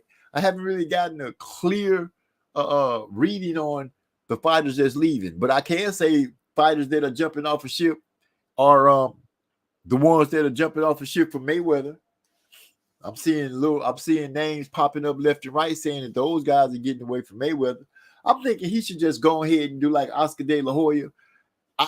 Mayweather just fade all the way to the back. Let Leonard Ellerby, let Leonard do everything. Let him be the face. Let him do the day-to-day business. The man showed you loyalty from the whole time you was fighting since he's been in your corner. I can't think of looking back for so far and not seeing Ellerby. So let Ellerby run it, Floyd. Go sit down, spend money on girl collection or whatever it is you do, and let your stable strengthen up. But right now, Turki Alashik is pretty much showing you how it's done. And does Boots got a fight coming up pretty soon? I heard some speakers, some folks trying to speak on Bam Bam Rodriguez, talking about they top 10. All kind of stuff been floating around with boxing and true life. So I didn't really, I want to let y'all know. So since I've been in San Antonio, which has been Boots versus Crowley. Yeah, that's right. Crowley, like I said, to me, Crowley seemed like a fan of Boots, but then I can see the what's the word? I can see the toughness in him, that I want to prove myself, but I also see that fan in him too, and I don't want him to get out there and pull a Caleb Plant and show too much respect to Boots. I want to see him go out there and try to be a live wire. But Boots seemed to be fairly supremely confident that he gonna go out here and have a beautiful showing against Crowley. Is Crowley gonna dance to the tune that Boots wants to dance to, or is he gonna try to come out there and throw a monkey wrench in the whole thing and change all of the writing on the wall? Speaking of Jerron, Brian Norman been on his ass ever since scoring that amazing KO the other weekend. Jerron been quiet though. Well, smartly, I would say it would be good for Jerron to be quiet because he got a fight coming up with Cody Crowley. And what good is talking about another dude and what they got going on when right now my focus is on Cody Crowley. So I can see him being quiet and subdued, and well, not subdued, but I can see him being quiet and putting his work in, going to camp and making things have it going on and doing what they need to do. So yeah, him being quiet, that's not a surprise. I wouldn't give that to any inkling that he might be nervous or scared, because I don't see that no Boots. I think Boots is ready for whatever. I think he just getting ready to deal with Cody Crowley and everything that's going on. D-Lo 404 said, how long is the commute? Great brother MZ. To get to Houston, it used to be a 3-hour ride, but since the speed limit has dropped, went up to 75, you can cruise 75 to 80. It takes somewhere around like 2.5 hours. If you really push it, you can do like 2:15. But I don't want to speed. You know what I'm saying? I don't want to do that. I don't want to get into no trouble or anything like that. So yeah, with that said, we're gonna take our time. And we just gonna surprise the family. We just gonna surprise. And we'll be hitting the road with enough time on the clock where it won't be too late and everybody be surprised. Damn, I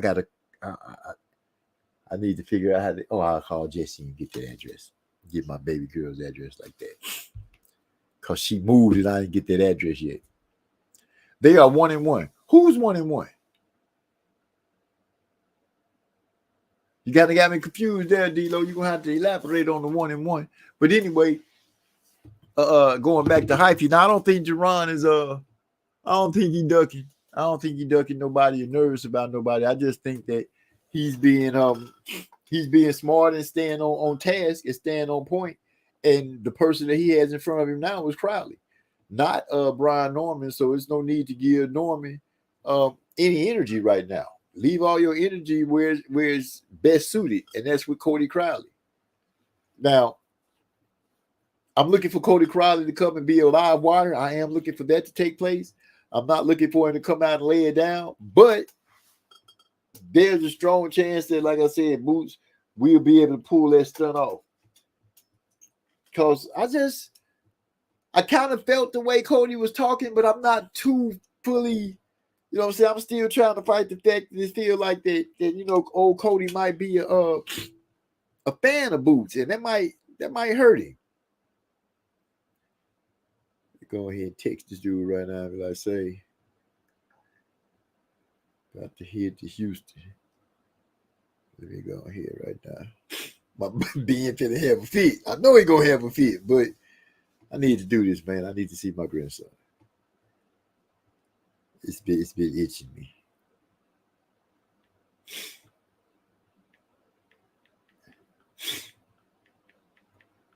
To Houston.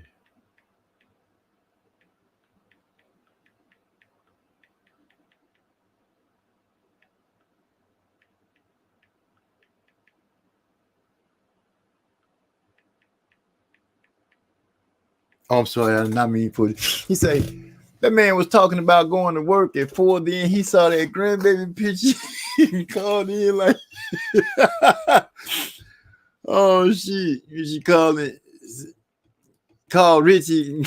Wait, there it is. He said, "Dang, I keep clicking it." Like Richie called home from Harlem Nights.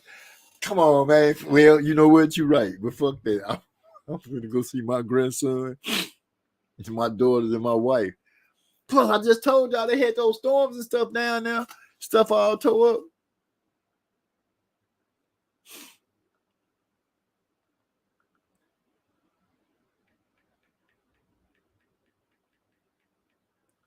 Yeah, just give me a second. I'm texting.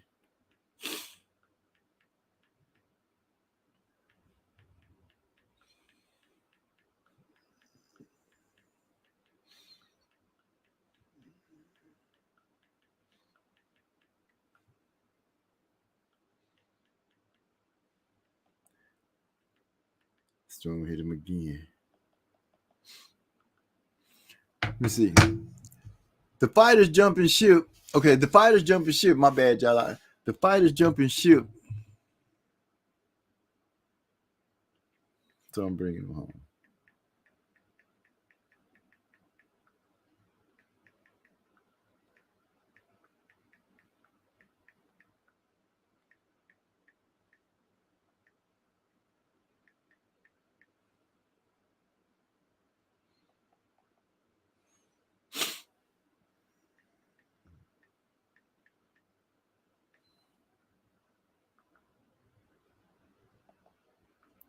He says, man, I got a lot of blank air. I'm going to have to cut that out. Anyway, the fighters jumping ship don't want to lose their homes and cars and end up working for DoorDash or Uber. Which fighters are jumping ship like that? I thought everybody was getting a nice slice of the pie if you fought on pay-per-view. I heard that everybody... Are we talking about PBC before I just jump off and say that? Okay, Trey X. Wait, this is important. He said, we got hit hard by a tornado. I was in a strain without power. Then got hit by another storm the next day. My street looked like a river. And see, that's the same kind of thing that my daughter and my wife was telling me day before yesterday. No, it wasn't day before yesterday. It was a few days ago, I think. They didn't get them back to back like you did, bro.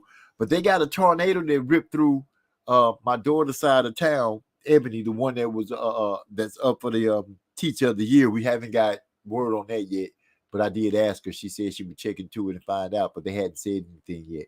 And then my wife called today and said, just out the blue, she was coming out of the store and on her way to pick up my granddaughter from school. And it just got pitch black, and golf ball size of hail just started falling, hitting the car and stuff like that. You know, she told me how she was uneasy about it and everything. But yeah, I feel you on that. I'm glad everything's okay and everything's fine. You got power back on? Because I know nowadays the way everything is set up, if you don't have power, it could really, really suck. And if you don't have a phone, the old school phone that just plugs straight into the wall, and I ain't talking about with a power cord, you know what I'm saying? You could be out of there. Because that phone, for y'all that don't know, get you a house phone that plugs into the wall. Not the one with the power cord, but the old school phone. Because when the lights go out, that motherfucker still work. That's right. That mug still work. So you can still if your lights go out and they've been out for a minute. I've been in a hurricane where the lights was out for a minute. We barbecuing with the neighborhood in the apartment complex with a few families feeding each other and going through it. Is that thunder? Oh, man. If it's thunder and lightning outside, me and son ain't going to hit the road in that because I'm not doing that. I'm not going through that kind of danger. Y'all give me a second. No, I'm not finna do that. I'm going to just wait, and then I'll look in a little bit.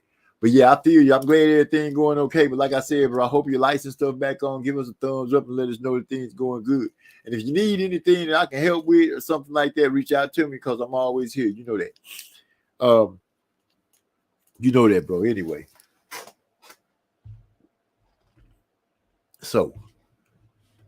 So D-Lo, you saying fighters are jumping ship? Are they jumping ship from PBC? Or you just fighters period that's making moves? PBC, Floyd, whatever. I think the ones leaving Floyd is because they feel like that they can see that oh shoot. Let me put my headphones on, hyphy, before I bring you in so we don't get no big feedback. My bad. Hold on, give me a second. Damn, what the fuck? See, I'm tripping. All right, ladies and gentlemen, brothers and sisters, y'all know who it is. It's that troll killer. My brother and yours, Hyphy, in the house. What's going down? Yo, wagwan. If you need to step away for a minute, just let me know. I'll hold it down for a minute. All right, hold it down. I'm getting ready to call Ben right now and let him know that we plan on hitting the road and see how he feels before I just leave. I ain't gonna just leave him busted and disgusted, you know. All right, yeah, go ahead, bro. I appreciate it. Yeah, hey, get your scary ass off my nigga. Hey, this nigga, he be capping for these fighters, bro. I'm gonna come up here and talk the real shit. I'm gonna talk with the people wanting to hear. My Excellency is taking over boxing, bro. Now this fight this weekend. Damn, this nigga ain't mute his mic. Oh shit. Yeah, mute your shit, bro. Cap ass nigga. Hey, My Excellency taking over boxing this weekend. What's that fight? Wilder and Zhang. To me, that's a fight that both these niggas need to win, bro. You know, Wilder, he had a crossroad point. You know, some niggas looking at it like, you know, he pretty much been mentally checked out. Hell yeah, he talking like it. So I feel like that's a fight that Wilder really needs to win, bro. Secondly, Zhang, for him to lose that fight like he did his last fight, when, you know, he getting close to, you know, them big fights, you know, he was right there. So he needs to bounce back. Plus, age ain't on his side either. He a few years older than, what's his name? Wilder. So, yeah, he, you know what I'm saying? He got to win these fights, bro. It's like his last little hurrah. He need that one. He needs to win this fight so he could really cash in on one of them big money fights. You feel me? My nigga, he talking about fighting in front of 100 million people in China and whoop de whoop. Like, yeah, but you got to get there, so you can't be bullshitting how you like he did in that Joseph Parker fight. So that's why I'm interested in that fight. You know, I know it's I definitely feel like the air didn't been let out of the balloon because the main event then got taken off away from us, and you know, it's like this fight ain't got the shit that, you know, ain't as hype, but nonetheless, it's still a good card. Remember, we wasn't talking about just the main event. We was talking about the 5 versus 5 and all that. All right, we see D-Lo, he talking about, you know, he staying loyal to the store. He fucking with PBC, but, you know, my nigga, my Excellency, he just doing to Al Heyman what Heyman did to De La Hoya. So, you know, it's fair game. It don't matter who, you know, who get off to a hot start. It matter who finish on top. And, you know, my Excellency, he didn't take over. Ain't no more sides of the streets. So all the money the late has been coming in on Wilder. Oh, okay. So all right, yeah, the shit coming in on Wilder. I don't know if that video of him saying, you know, he very aggressive. I don't know if that helped or not, but I kind of looked at this as a fight where I did favor Zhang, but I wouldn't say like by much. I would have favored him by like, if I was a bookie, I would have had the nigga at like two, like, you know, minus 225 starting out.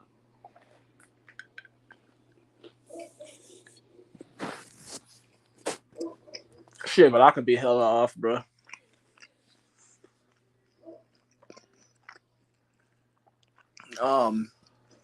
Hamza Shiraz, he's gonna beat the fuck out of Ammo Williams on Saturday. That's what I do know. The same way I know Hergovich, he gonna smash Daniel Dubois. He gonna beat the fuck out of him. So, unless that don't mean that it ain't gonna be entertaining. Like, you know what I'm saying? I recommend everybody tune into that shit. Hey, damn, what was the last weekend? Yeah, I don't know, like, you know, the fight last weekend with Taylor Catterall, I really wasn't too impressed based on the fact I seen like a lot of the same shit. I don't know, I'm just not too impressed with Josh Taylor, bro. He, you know, these layoffs, bro. These layoffs, he ain't got that much work with his new trainer. Was making the same mistakes. He overshooting. Catterall just basically just like dipping, going under his shoulder and hitting him with all type of clean shit in between. I guess I'm gonna say I was unimpressed because it really wasn't like many adjustments. At least, you know, switching it up from the first fight to the second fight. Yeah. Okay, 290. Okay, yeah. See, I was off, so he even more of a favorite than what I expect. So down to 150 now. All right, so yeah, that shit like even. You know, that's getting hella even, bro. Like when you see, you know, shit under like under 180 and shit, that's, you know what I'm saying, that's pretty 50-50. You know, to me it makes sense to, you know, I mean, shit, if you a motherfucker that bet with emotions, neither pick is bad, bro, because, you know, even getting some minus 150 money, that, you know, that ain't bad. That ain't a bad payout. Damn, what else been happening in this boxing shit? Okay, yeah, this test shit. This this Ryan Garcia test shit. So it's gonna be a little process. So it's gonna take some time, but it looked like you know, Haney will get his just due because Ryan, he talking about it. It's a possible supplement. To me, I would say is Prime. Who was it? Prime. The drink and whatever that bottle was that he said that, oh, I shouldn't have took this. To me, that both of them companies, they should be suing that nigga because, you know, look, you didn't put the blame on two companies. It can't be both of them companies, bro. So, you know, once again, that's slander. If I was in companies, I'd be looking to sue that nigga. I heard I heard one of them Paul brothers was looking to sue that nigga also for defamation. I'd be looking to sue that nigga too. This nigga needs to be taught a lesson, spoiled ass brat. But yeah, fuck what he talking about. Now I guess the question is, do people want to see Devin actually, you know, rematching and get that W the right way? That's a whole nother question. What else niggas been on with this boxing shit? Oh yeah, what I've been pressing, you know, niggas ain't been pressing. Hold on.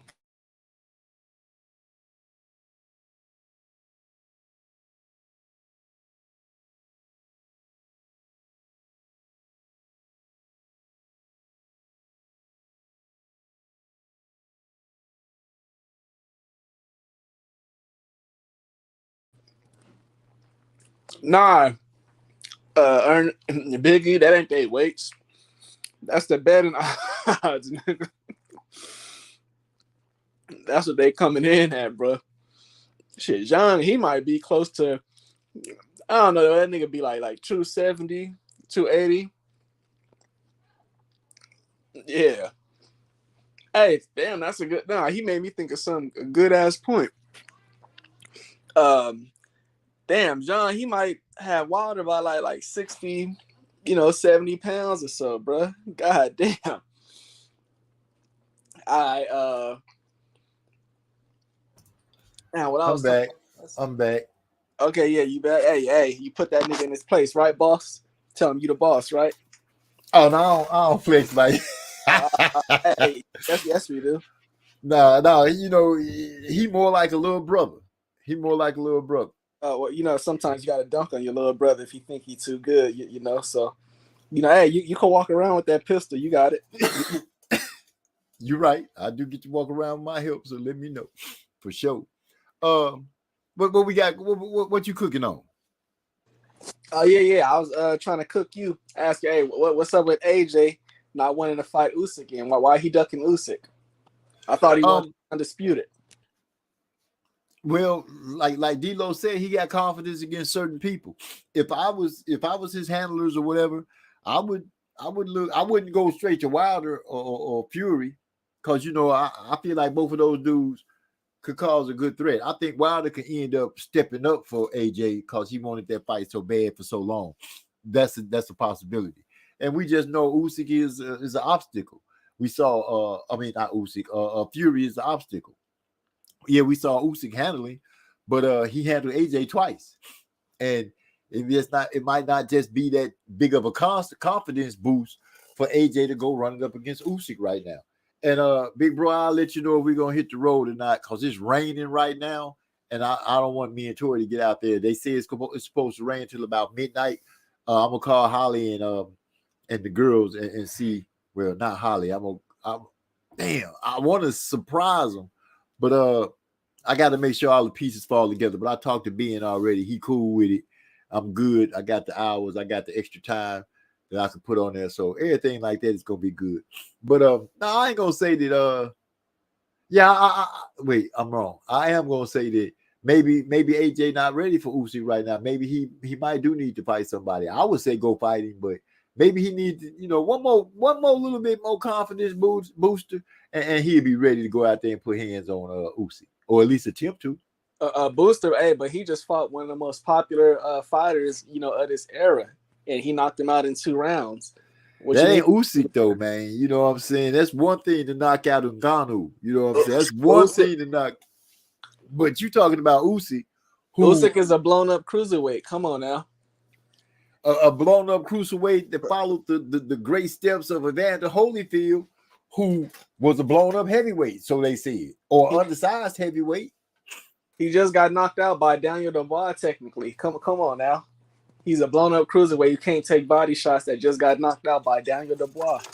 Come on, you need a confidence booster to fight him. Well, he put hands on him twice.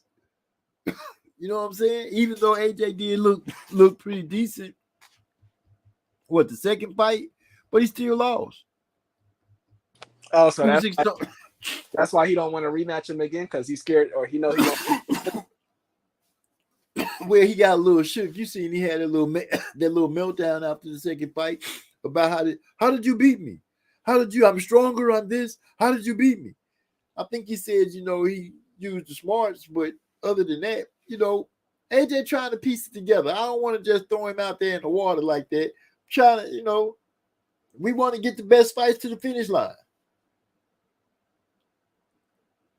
Right now, what's on the table for Usyk, I think, is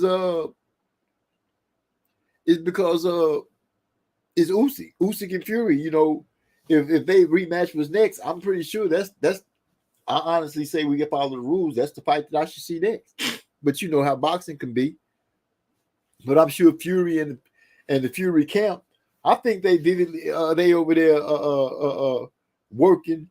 Well, not at this moment, but I believe they over there trying to get a game plan together how to beat Usyk. I think they want to try to beat the man.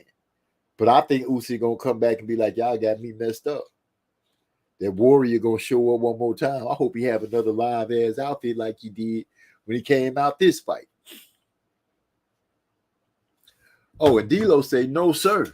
I said MF's leaving PBC because they ain't trying to go broke. They ain't trying to go broke. So you saying PBC's loan cash flow is starting to come to an end? You saying that the Amazon deal is not going to be enough to inject them with a little longevity? You don't think this model that they trying to put out here going to work? And correct me if I'm wrong, Hyphy, but didn't PBC get into the Turki Alashik sweepstakes too? Don't they got some cards coming in by way of him? Negative. Or am I wrong? Negative. They don't? What happened is behind the scenes, Heyman, he's looking for another investor, and he definitely approached My Excellency. So that's what happened. That's the only association they got. But obviously, that's a kind of a dumb move. Like, why would you want to help Heyman be the man why would you want to bail him out when you could just take over his stable? No, we don't want to walk with you. We want to step on you. I don't know. I guess I heard whisperings of that going on. I just wanted to see how true they were. As long as the fights are happening, that's pretty much what my loyalties are. When it was what you call it, when it was promotion company against promotion company, I kind of had picked a little team because I was like, I ain't just trying to see the black company just get mistreated and get sued just because they was getting fighters paid. All things come to an end. If there's a new revenue stream where these fighters can get paid and show their skills, and on a pretty decent stage, because when they fight over there in the Saudi, over there with the Saudis, those stages aren't small. Those are some nice places. You go on to fight in places where they building them up right there specifically for that fight. You know what I'm saying? That is something to look to. So yeah, I can understand and feel them leaving. I have no strikes against that. Hey, if it's gonna get you something, go get it. Hey, you said you want to see the fighters get paid. Specifically like under the PVC, the black banner, right? Well, what I was saying is I didn't just want to see the black company just get beat up on by everybody. Oh, they just ain't this. So yeah, I'm pushing for them to be successful. So why you wasn't pushing for Terence to be successful when he went inside a breaking deal with BLK Prime? Excuse me, really? BLK Prime? Yeah. What's the next big deal they came up with? Because from what we understand, or from what I understand, when he started doing homework about BLK Prime and started looking him up, they end up having more shortcomings on money issues than anything. They weren't really running an optimal company where you can look at the track record and say, hey, this is something that we can stand behind. At least Al Heyman boasted the fact that he had a track record at making money, be it in music or whatever, helping people with concerts and stuff like that. He was proven to be able to help put together things and make money. So that's why I could say that I was able to lean toward Al Heyman and PBC over the fact of BLK Prime. Hey, but everybody got to start somewhere, and BLK Prime, they track record, they came out the gates with the #1 fighter in the world, but y'all was hating on them, bro. But are you going to overlook the fact that they've also had some business deals where the money wasn't right? It was right to get the best fighter in the world for that one time, but their track record before that doesn't boast that. And what is their track record boasted after that? Oh, you know, they got froze out the boxing game due to you know, politics and stuff. That's the only reason they got out of the boxing game, bro. Oh, okay. I'll take that argument. You know, I'll take that argument to the table and see what it brings.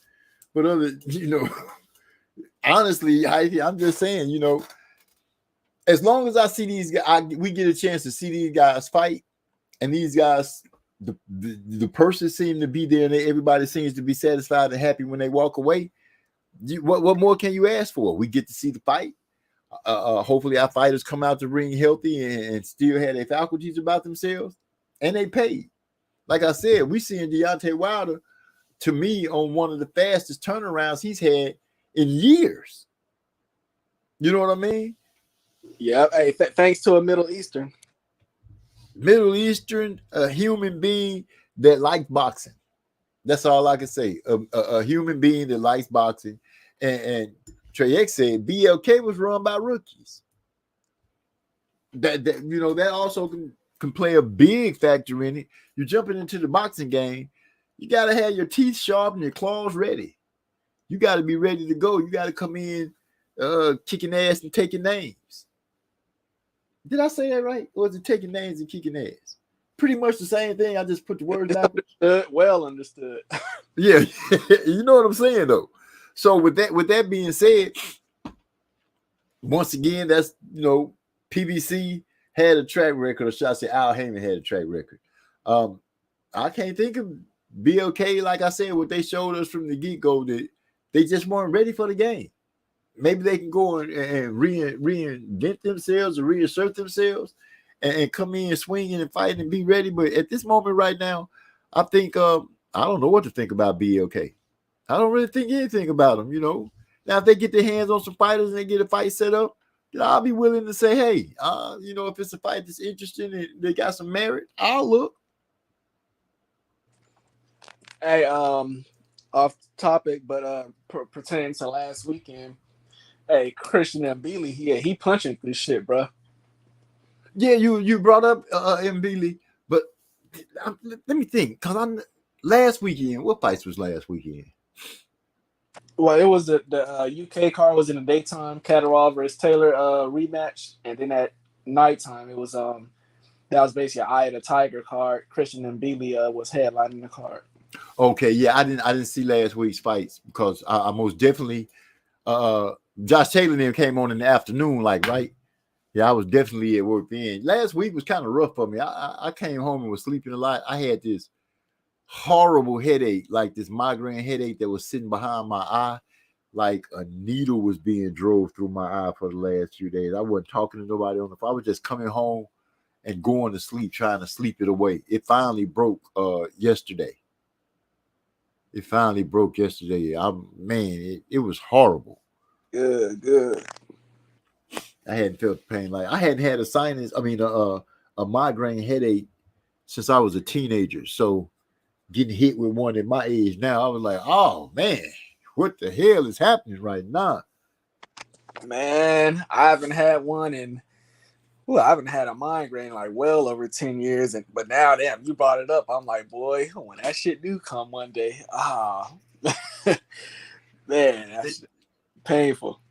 And I don't really reach for pills that much, but since I was at work, I was like, dang, when it really started hitting, he said, do you eat pork? I eat a lot of chicken. My wife don't cook that much pork.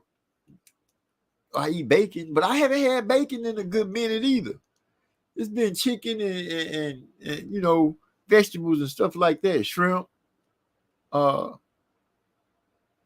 I haven't had any pork in a while. Not no helpings of pork. No, sir, I haven't. But like I said, the last migraine I had was when I was a teenager. This one just out the blue, just it's time to deal with it. But it's gone now. But like I said, I popped open some Excedrins. And I thought that, you know, they were just some migraine Excedrins, but they was Excedrin PMs. But before I realized that I had swallowed 4 of them, and I was like, oh, man, these hoes got a PM on them. I'm going to be in this bitch sleeping in the motherfucker because I took the pills. It was like that headache, it really kicked in at work.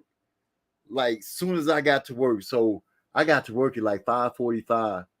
At like 6:05, I was having that headache. I remember sitting my head on the counter, and my cook was like, "What's wrong?" I was like, "Man, I got a migraine. My eye trying to fall out." And she was like, "Why don't you just take one of those migraine pills over there?" When I went over there, you know how you look at something, but then the pain just was hitting me. So when I reached up, I grabbed the wrong shit. But yeah, I popped 4 of those PMs, and when I realized it was too late, they was already swallowed. The migraine, the eye pain kind of eased up a little bit, but I was in that mode like, oh, I'm so sleepy. I was in that bitch fighting hard. Trey said, shrimp will give you a migraine like pork. Dang. And I remember one time as a kid, I had a neighbor. He brought my mama his gun over to hold, and like I just really understand because this migraine is so killer. I'll literally take my life right now. Oh wow, that's serious. That's real. Whoo, that's real serious. I was just gonna speak. Like I said, I met some people. Young lady, her and her sister. They used to work for me when I worked for waste management. So I've been knowing them for a while, right? Hadn't seen the sister in like 3 or 4 years, at least 3 years for sure. And they show up at the store together. So I'm speaking to the younger sister, like, "Hey, how you doing?" She's like, "My sister here, she in the car." And I'm like, "Oh, really? How's she doing?" And she was like, "When you go out here, don't be surprised because she only got half a leg now."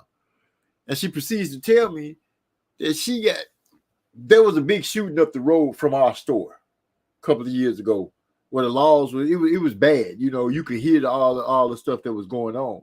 It just happened to be her sister and her boyfriend. So they got caught up. She was in the wrong place at the wrong time. She got hit in the leg with an AK. She got hit 9 times, but the AK took everything below her knee off. And from when she described it to me, she was like she was laying up there with just some tendons holding it together. And the EMS people went on and they pretty much amputated the leg right there. And what makes the matters worse, she goes to the hospital and then goes to jail. Warrant?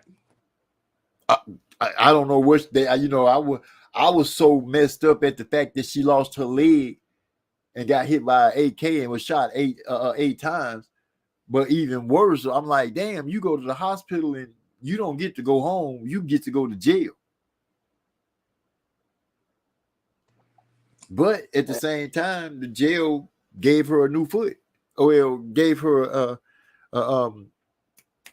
what you call the damn thing? Well, I don't know. She got like a resuscitated lower part of the leg or something. Yeah, but I'm trying to think of the name you use for the leg. The amputee gets I can't think of the name of what you call the apparatus that they put onto their body. Yeah. We like something aesthetic, or I forgot the name. Yeah, aesthetic. She got an aesthetic leg. The where she got the calf part and the foot. Prosthetic. That's it. The prosthetic. She got a prosthetic. She got the part for the calf. Because it took off from her knee down, and I'm like, wow. Her arm got tore pretty good too, but she's still alive.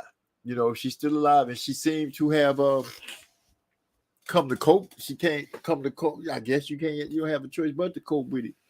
But she seemed to be doing all right and everything. It just blew my mind that we heard and the commotion and saw the emergency units going that way, but it never crossed my mind that it would have been somebody I knew. But now you seeing like the after effects and right.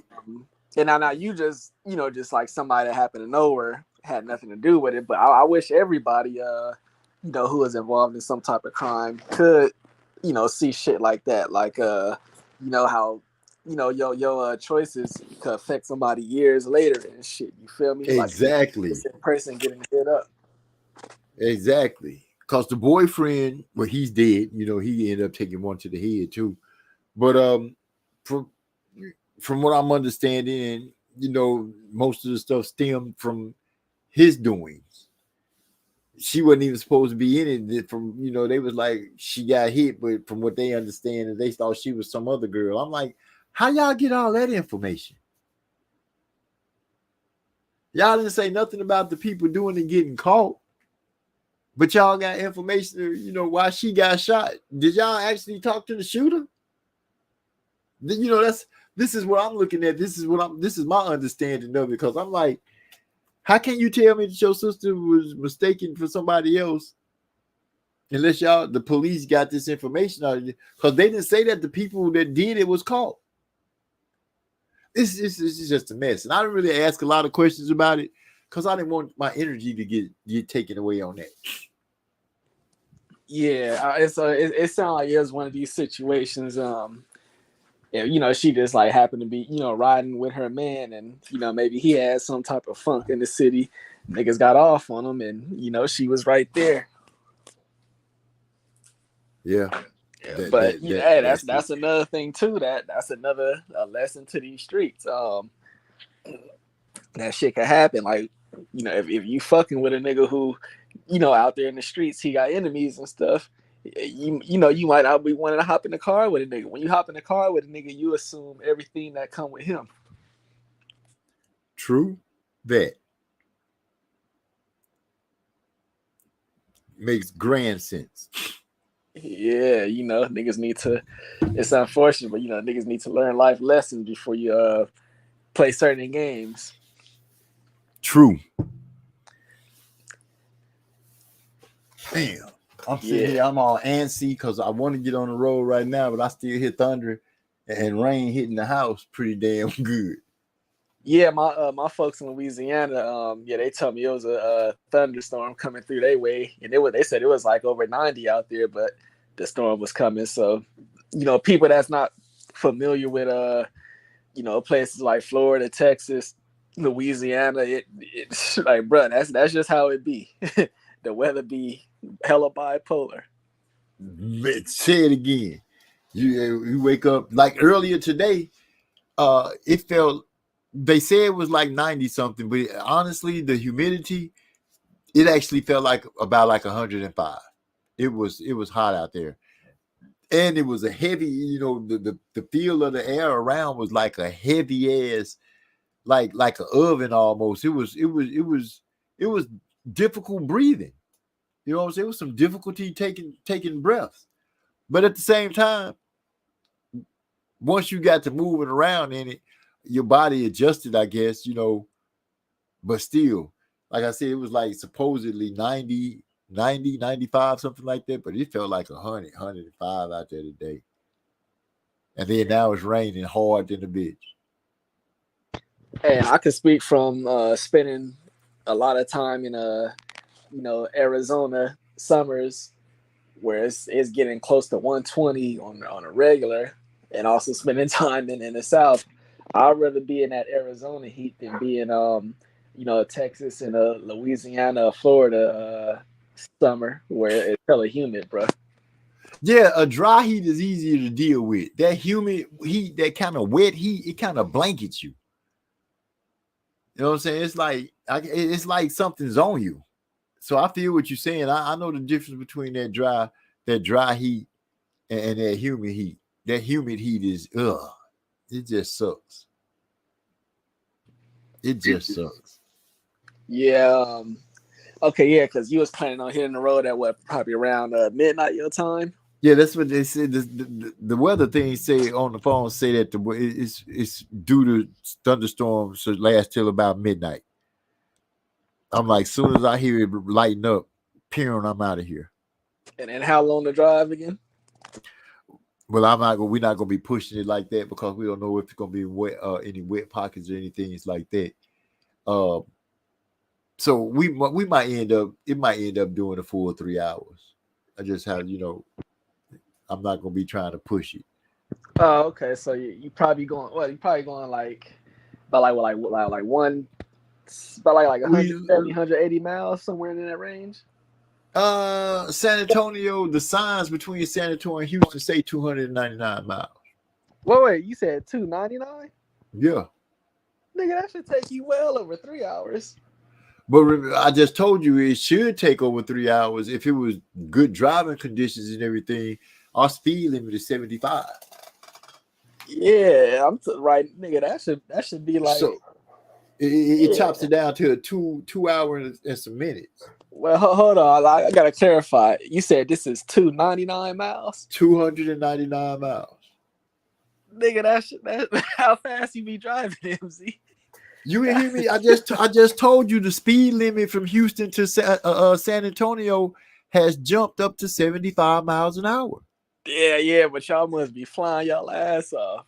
Damn. Well, you know, if you could do 75, you know, you can go ahead and push 80. They, you know, people got that myth in their mind that, you know, if the limit say 75, the laws will let you do 80. And sometimes, you know, you listen to your music and stuff before you know it, you look at your speedometer and you're like, oh shit, I'm doing 100. Let me get off the gas a little bit. You slow down. But yeah, you usually, you know, we travel between 75 and we keep it between 85, 80, 85. Hey, you better than me, bro, because I put that bitch on 80 and I hit cruise control and I be just chilling. Trey said 375 per is 4 hours. We have yet to make a 4-hour drive. It always takes, like Big E said, it never takes but 3 or less.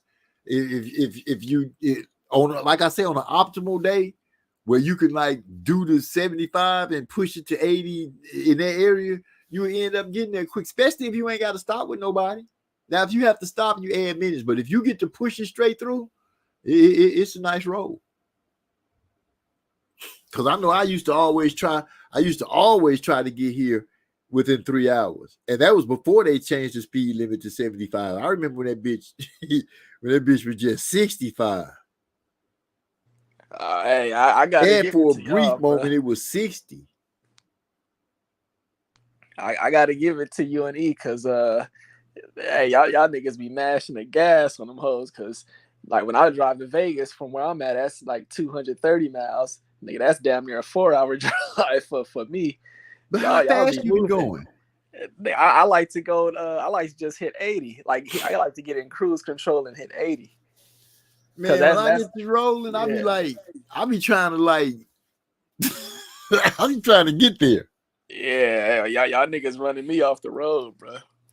I start seeing signs that be like so many miles. I'll look at the time. Then be like, okay, if I go this fast, I should get there I should be here about this time. Everything is about time for, you know, we trying to get there. I'm trying to get there so I can have a little extra time doing whatever it is I'm gonna do. Yeah, I Houston say Houston. Okay, he said Google said Houston is 197 from San Antonio. But a sign that sit right there in front of the city when you come in right before you get to Foster Road, that motherfucker say 299 to Houston.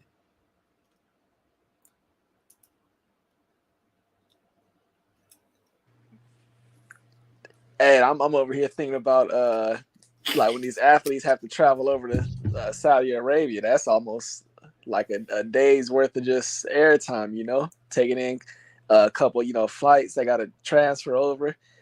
That's some time, huh? Wait, say that again? I was saying, like when you traveling to like Saudi Arabia, that could take you almost a whole day just to get to where you're trying to get to your final destination. Yeah, like heck yeah. And then you gotta remember Houston got big. Like, and I'm going, you know, I'm not just saying straight from San Antonio to Houston. I'm actually going from my address to that address. You know what I mean? And they say it's supposed to take a certain amount of time from that address to that address. But once I'm on I-10, I'm every 85, 80, 85, 90. That's within that's well within limits of pressing the gas. That's just fair game. I'm not trying to speed, it just happens. I guess that's why they don't let me ride by myself no more. Hell yeah, nigga, you don't know how to calm your ass down. Y'all niggas be mashing the gas trying to reach triple digits. I feel you. Hey, y'all niggas redline this shit the whole way. I don't know. It's just when you start listening to music and you just driving, it just sometimes you just be pressing the gas hard. I'm trying to pull up Ebony address right now. Yeah, So I can tell you. See what he said. He be pressing the gas hard. That's why I said, nigga, I go in cruise control. Yeah, I'm good, bro. What the heck is my? Hold on, I'm trying to see what they're gonna say from my address to Ebony address. As soon as I can find a damn. There she go. Pull up my baby address so I can tell you exactly how long you get there. And then once where it used to be, I used to go back and forth to Houston kind of often when we first got down here. I was freelancing up and down the road. Then I had that accident, and my wife and kids was like, "Oh, that's it, pimping. Your ass won't be going to Houston by yourself no more." Yeah, got it. Yeah, you know that you could do shit like that when you at like certain ages and shit.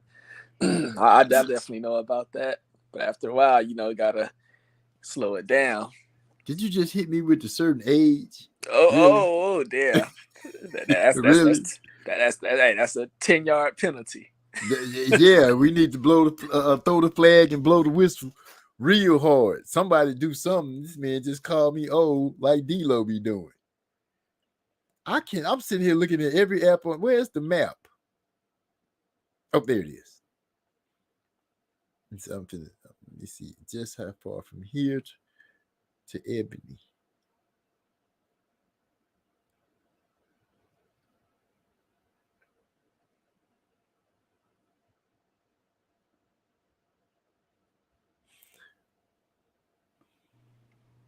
Okay.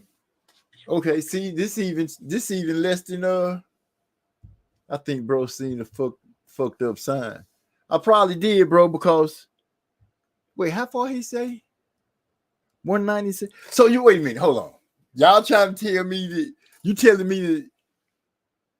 Nah, I'm telling you, I've seen the sign say 299 in Houston before, bro.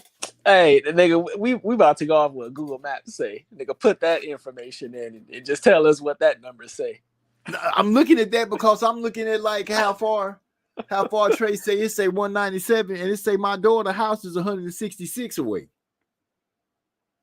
Oh, okay, you know that could be accurate because you got to take in consideration, like if Trey just put San Antonio or Houston, you don't know exactly where they, which satellite they're using, so that could be be accurate.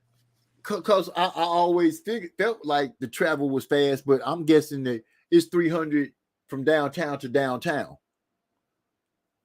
But I know I seen a sign that said 299 to Houston. Nah, hey.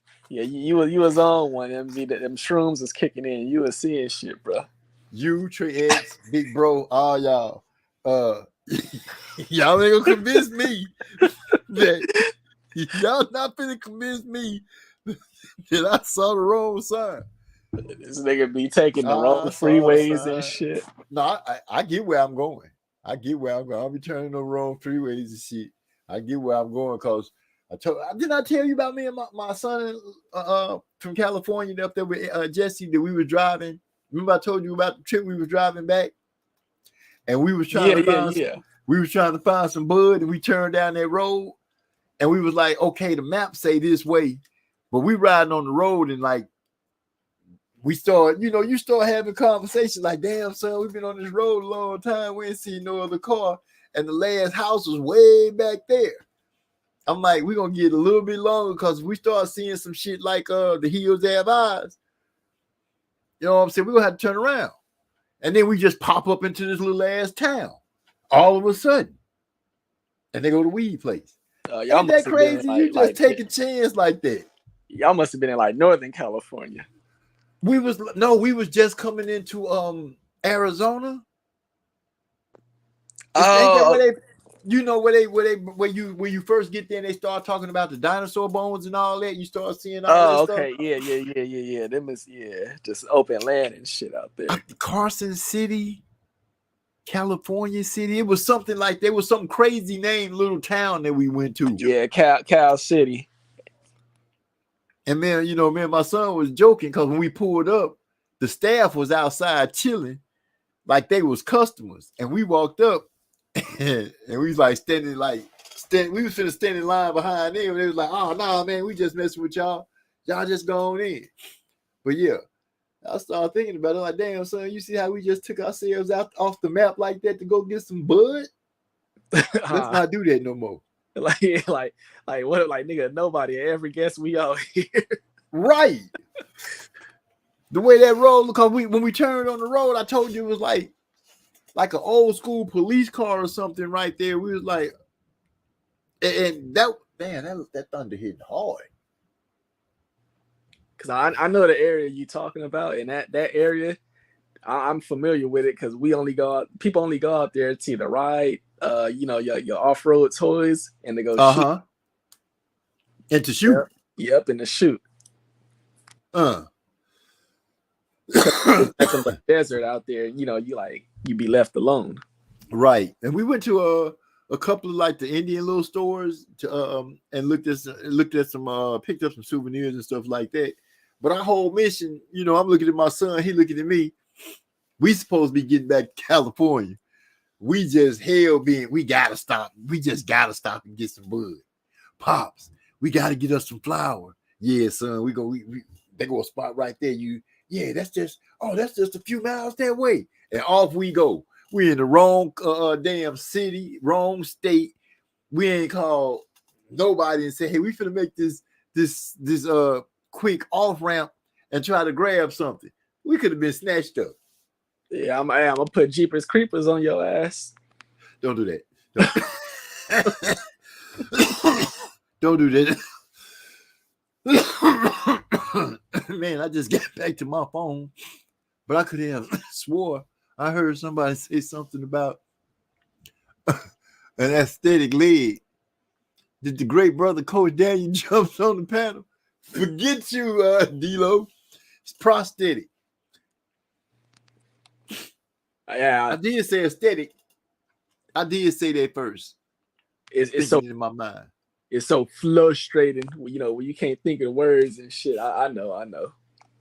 So MG had a cross-eyed migraine when he looked at that sign, or he had been smoking good. First of all, that morning I went to work. I was quite sober, sir. Quite sober. So it wasn't that. And Vicky said, F that weed. D-Lo 44 plus, he thinks a 200-mile trip is okay, let it come. Let me just, I'm like Tony Montana. Y'all, you think you want some of me? Come on, let it go. Shoot the slugs. You know what? Next time when I'm on the road, I'm gonna be looking for that sign. I'm gonna take a picture of that motherfucker and show y'all that I ain't tripping. Yeah. Maybe I am tripping. Let me think.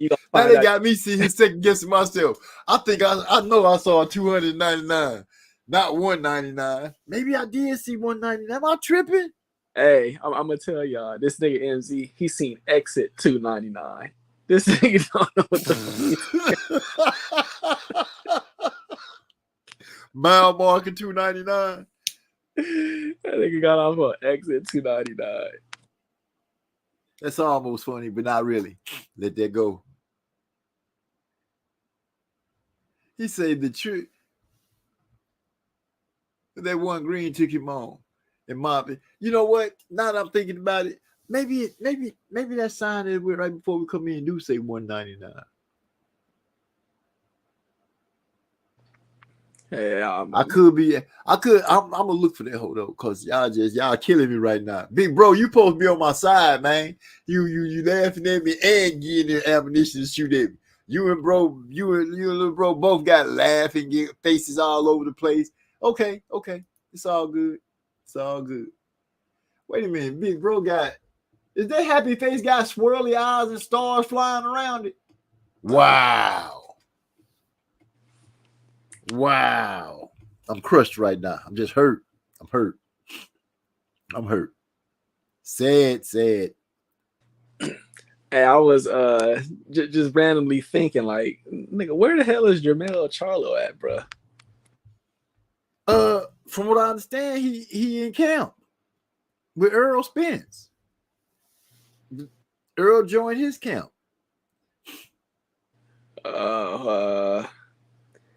Yeah, I ain't heard no news on, bro.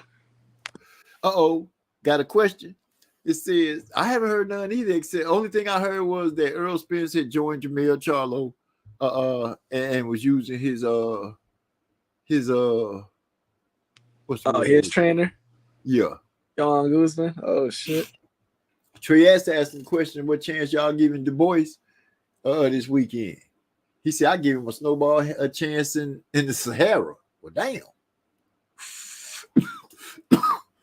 Yeah. I've been thinking about that now while I win it, and I listened to Ronnie Shields, his interview, and they sound like they was having a good camp. Plus, I was saying if it come down to it, he got the much better trainer anyway. So I just don't see Dubois winning that fight. So y'all don't think? No, let me not even play myself like that. I ain't gonna even see that dumb shit. 12% is what D-Lo giving him. I was gonna try to in other words, both of them are just hanging out and not training. Oh, you talking about Earl and Jermell? I don't know, bro, about the boys. Oh shit! I almost fell out the chair. That's all I need.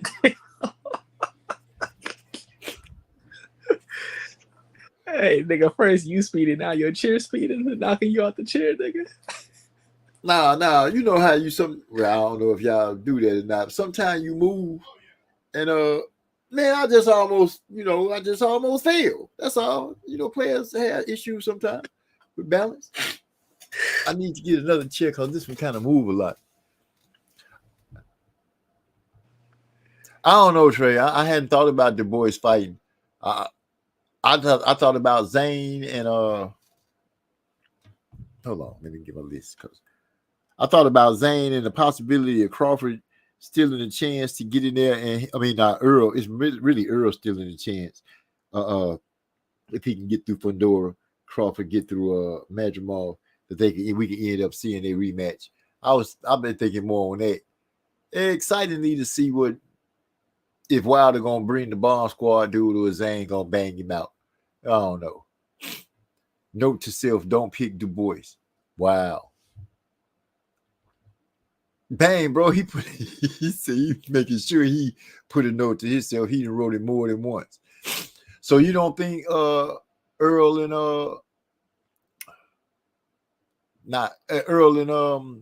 what's his name? Charlo. You think they just chilling and hanging out? You don't think they practicing? I can't speak on that because I didn't see whatever media I think D-Lo referring to. But I will say, if I look back at the type of fighter Yohan Guzman was, I don't think that type of trainer would be a good style to train somebody like Earl. Because Yohan, he was during the time when him and Floyd was fighting, he was really the closest thing to what Floyd was. He was Yohan. He was trained by Floyd Mayweather Sr. for one. He knew how to do all that shit, like how to ride the rope, slip punches, and was known for just like an amazing defense and all that. So that style is total opposite of what Earl's style is. So I'm not saying that Yohan couldn't be a good trainer. I just think it's a bad style clash for what Earl tools, what he brings to the table. I don't think it'll work out. Okay. Oh, bro, say OG only worried about the glamour fights. Can I be accused of that this time this week? About the glamour fights? I am kind of excited about the fights with the names because I'm excited to see what Crawford gonna do with Madrimal. I'm excited to see what Earl gonna look like making the comeback against the Towering Inferno. I'm clamoring to see Frank and Tank. I can't lie to you. At this moment right now, the glamour fights do got me up in arms. But it's no way that I will be sitting there and I just won't watch the other fights. Yeah, I'm going to check out Du Bois because, I like the Du Bois family, at least his sister. I'm still kind of hard getting over the fact that Du Bois got stopped with a jab to the eye. He just would not get out the way for that. So, yeah, I don't really look at him like I look at his sis. But since they're going to be on the card with all those other fights, yeah, I'm not going to see him. I will watch him, bro. I am going to watch him. I'm going to be excited and talking my noise. And it's a chance that I get the fights. I can't even lie to y'all. The fights mean so much more to me now because I get to watch it with my older brother. And that's the big payout for me because I get to watch him with him. Although we got a lot of jumping. Guzman been Jameer's primary trainer for quite a while, from what I can tell. Okay. He said, do you know who Du Bois is fighting? He fighting, hold on. Because I read about him earlier. And I was, Malik? No, that's who Bibble fighting. Bibble fighting Malik. I can't think of, no, I don't know who Du Bois fighting. Who is Du Bois fighting? Oh, just some nobody ass nigga. No, who is he fighting? Philip Hergovich, Herkovich. Yeah, Herkovich. I do know he's fighting Herkovich. Zhang beat up on already. The dude, his name started with an HR. Yeah, Herkovich. Yeah, I spoke with him earlier. I did speak with him earlier. Somebody asked about him. Some nothing ass nigga. But yeah. Why you doing him like that? What you don't like Herkovich for? Oh no, I'm just saying, he ain't nothing. Hey, he ain't no name to be remembering. You tripping with yourself, Heidi, because I done heard them talk about Herkovich before. So you ain't even try to walk me down no road like that. Forget that. Stop it. Yeah, but I don't know if you remember, like over a year ago, he fought Zhang also. I don't know if you remember that. Zhang? Yeah, Hergovich and Zhang, they fought. Did Zhang stop him? No, they had like a controversial decision where Zhang, he came up on the losing end, but it's a fight where a lot of people felt like no, that's not the fight. Then I saw a fight with Zhang was like catching the cat with the 1-2-1-2 a lot. I think maybe you might be talking about Joe Joyce. No, I saw him knock out Joe Joyce. Oh, okay, yeah. Because he knocked Joe Joyce out, he fell down like slow motion when he fell down.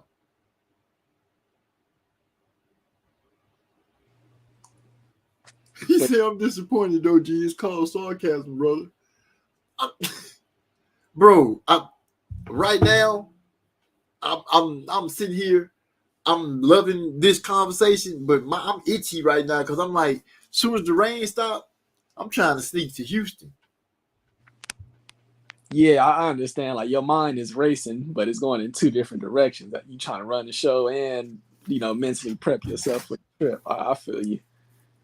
He said, I had Herkovich pulling that thing out while Zhang faded late. I know I seen that fight. Yeah, you probably did. And that's I think we all talked about that fight. I saw Zhang. What is Herkovich before? Was the fight before he fought and stopped the Juggernaut? Yeah. Yep. Yeah, so that's likely the fight you're talking about.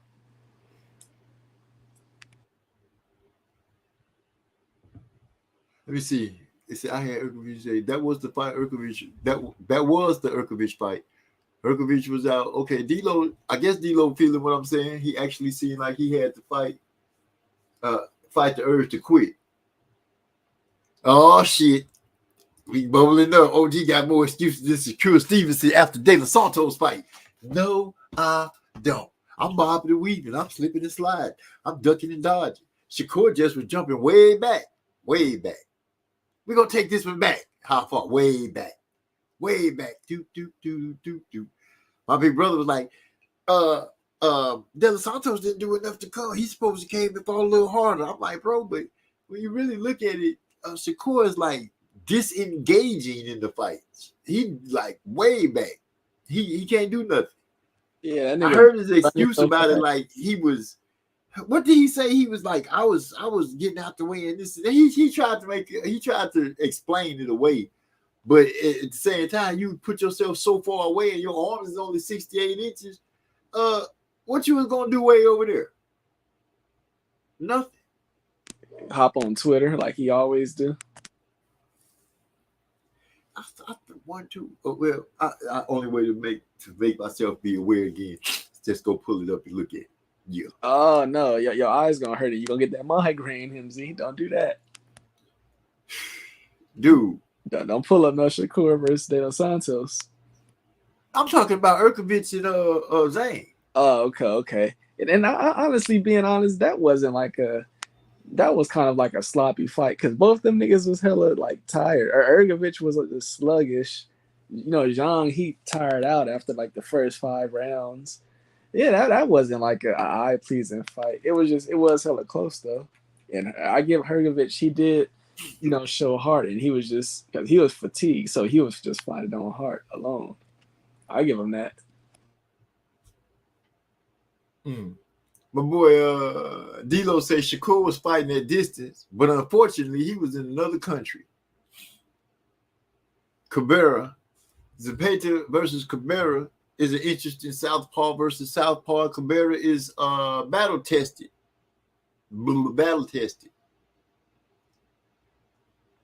Zapata. I have to think about, you know, when I hear the names, I have to think about them and try to put their face to. That's the slim. I guess he's looks Hispanic. If I see his face, if I see his picture, he white shorts, lean back, kind of slim face looking. If I'm thinking about the right guy, I'm just on another whole thing right now, bro. I'm sorry. You came in. You should have came in earlier. I was on some stuff. Let me see if this dude get a good look at his face. Shoo-doo-doo-doo-doo. I'm hungry too. Yeah. You're talking about William Zapata. That's like one of the most I'll just say like fan friendly fighters out right now. William Zapata. Now I'm trying to see if I'm trying to look at his face because is it duh or tuh?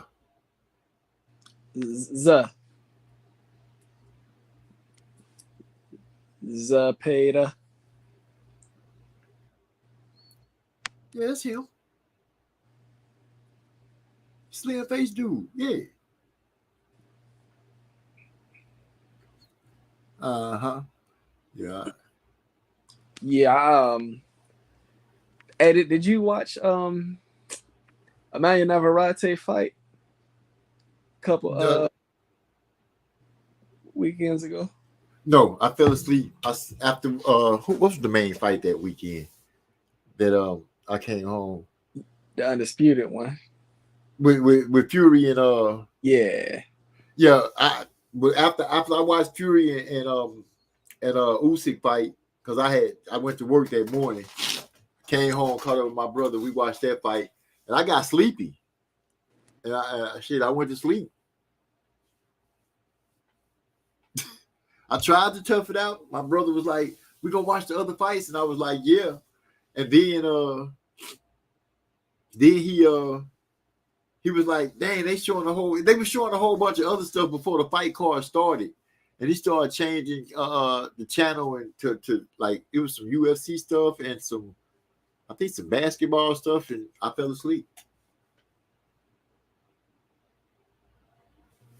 Oh, okay, yeah, I see Trey. He said, yeah, Yeah, damn. Trey was when I woke up.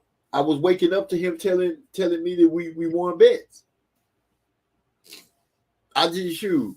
He tell me about the bets. All I do is just go ahead and make them. I don't check them. I wait for him to say we did this or we didn't do. But he said we did this, and I'll be happy. And I'm like, oh, let me go look at my money. If he said we didn't do, I still be like, oh, that's good shit. But I don't go look at it because what I'm gonna go look at the loss for. The hockey game. The fight was on ESPN News. They had something on because my brother got, I don't want to tell what he got, but he got something where we could see everything. But he got IPTV. I don't know what it is. I just know that my brother be like, he got movies that like they come on at the movies and they come on at his house at the same time. Yeah, I know what he got. Yeah, he got that shit. So I'll hurry up. I'll call him. Like on the weekends, I'm so happy. I'm happy, but it be kind of rough. I get up early in the morning so I can be at work. I work that morning shift. He called me around noon and he was like, "Where you at?" I'm like, "I'm at work." He was like, "You know the fight gonna come on?" I'm like, "No, they don't work fight until this afternoon." He was like, "No, because they fighting wherever they fought at." And he was like, "The fight gonna be happening early." And like, I think I got home right around 2:30ish, and I think I had to wait maybe an hour and a half. We watched a couple of other fights because he was complaining about the fight before Fury and Usyk. I know what I saw. I just can't remember no names and stuff right now. I don't know why I can't remember shit right now. Y'all gotta forgive me. And I'm gonna say like my brother said, I have been smoking some gas today. I sure did. I waited late to smoke some gas too. Let me go look and see if the rain slowed down. Give me a second. Yeah, I got it. Yeah, bro. William Zepeda. I'm like, no, not Zepeda. Emmanuel Navarrete. I'm like, damn. When I seen him move up from 126 to 130, that was, a sign we didn't see an impressive Emmanuel Navarrete, but he did come back and give us an impressive showing against Oscar Valdez. Because, when he was at 122, 126, that was like my most exciting fighter to watch. But then, since he's been at 130, like I said, ever since he left 126, he only got one impressive showing, and that's the Oscar Valdez fight. I'm looking at, his last fight. I didn't even like him versus Baez. But it's like his technique has deteriorated, and it's not like he was ever a skilled motherfucker to begin with, but it just looked like his technique has deteriorated because, I take in consideration even though he's 29, he is almost 50 fights in. I know he trains in Mexico City, some of the highest elevation. I don't know if he getting like too much sparring, but I do take in consideration, is he like already just on a decline, even though he's 29 years old, he should be at his peak. I don't know, but or is it just the weight? Like should he be fighting at 126? Maybe 130 at most. I don't know, but I don't like what I'm seeing from Navarrete anymore, and I hope his career don't go like I forgot the dude name at 130 that Valdez knocked out. I can't think of his name at the moment, but yeah, I hope Emmanuel Navarrete don't have a decline like that. Who else is kind of disappointed? Okay, I'm back. Yeah, it's just Thunder now, so I think it's pretty safe to try to go ahead and hit it. My son talking about he ready. He good. Let me see. What did I miss? Brashil. Yeah, that's the fighter name that I was trying to think of just recently. Miguel Bichette. Alvarado fought a bona fide 4.5, although Bernacek didn't look like it. Who was it that lost?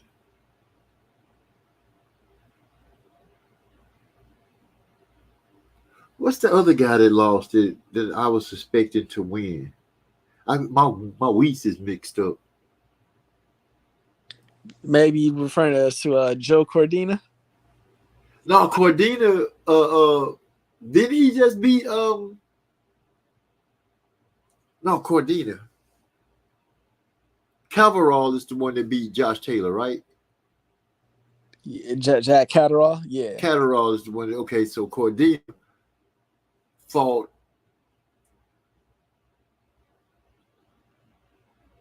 Okay, I know I saw the Pretty Boy win because my brother was in prison. That's not the same week. That's the Heartbreak. I got my fights mixed up right now. I don't know why, because I'm thinking about Heartbreak Kid.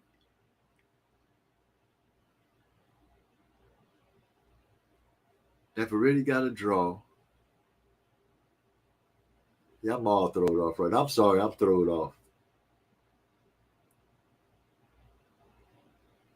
Santillion. Nah, that's not the fight neither. You know what? I'm sorry, y'all. I'm finna do what I'm supposed to do. Heidi, you can make everything disappear, right? Because I could just leave the computer on, huh? Yeah. I can yeah. You good, bro? Okay, so I'm gonna just leave everything as it is, y'all. I'm finna start getting myself together. Wait, he said I'm thinking about WWF. Yeah, you talking about Heartbreak Kid, Shawn Michaels, my nigga. No, the other. Oh, come on. No, y'all know who I'm talking about. The young looking dude who throw a lot of punches. He throw a lot of punches. You know who I'm talking about, y'all. The Heartbreaker is probably not getting stopped anytime soon. You know who I'm talking about. Yeah, this nigga mixing all types of professions together, bro. No, the slim boxer. I cannot think of his. Zepeda. No, it's not Zepeda. They call him the Heartbreak. He throw a lot of punch. Shit, what's this dude's name? I can't get off. Brandon Figueroa. Brandon Figueroa. That's what I'm trying to say. That's the Heartbreak I'm talking about. I'm getting his fight mixed up. He say the Heartbreak Kid, Shawn Michaels. You cold with that? But let me go ahead and get on mute. I'm finna roll on out of here. I'm gonna get my son together so I can try to go see my grandboy. I appreciate you all coming through. I'm out. Shit. I mean, I gotta hop on my laptop just to close this bitch out. Yeah. So, okay, see, Brandon Figueroa. It was a time when Figueroa was at 122. Navarrete was at 126, and I was saying that's probably the best fight, the most action fight that could be made in boxing. But then, Navarrete, he moved up in weight. She had every right to do. Same time, Figueroa, you know what I'm saying? He took that close loss to what's his name? Steph. Then I was thinking, well, damn, another fighter that I really like, real action-packed, William Zepeda. So I'm like, well, shit, maybe the best, most action-packed fight in boxing to be made is Navarrete versus William Zepeda. But then, like I said, I just seen Navarrete going on a decline, bro. And I'm like, damn, it's unfortunate too. You like a nigga a lot, but at the same time, he ain't gonna he gonna get his ass cracked one day. And shit, I forgot the Australian who almost cracked his ass at his 130 debut. He cracked his ass. He almost got Navarrete up out there. The Australian, I forgot his name too, but it ain't been looking like too good for Navarrete ever since, and I think he might definitely need to drop back down to 130.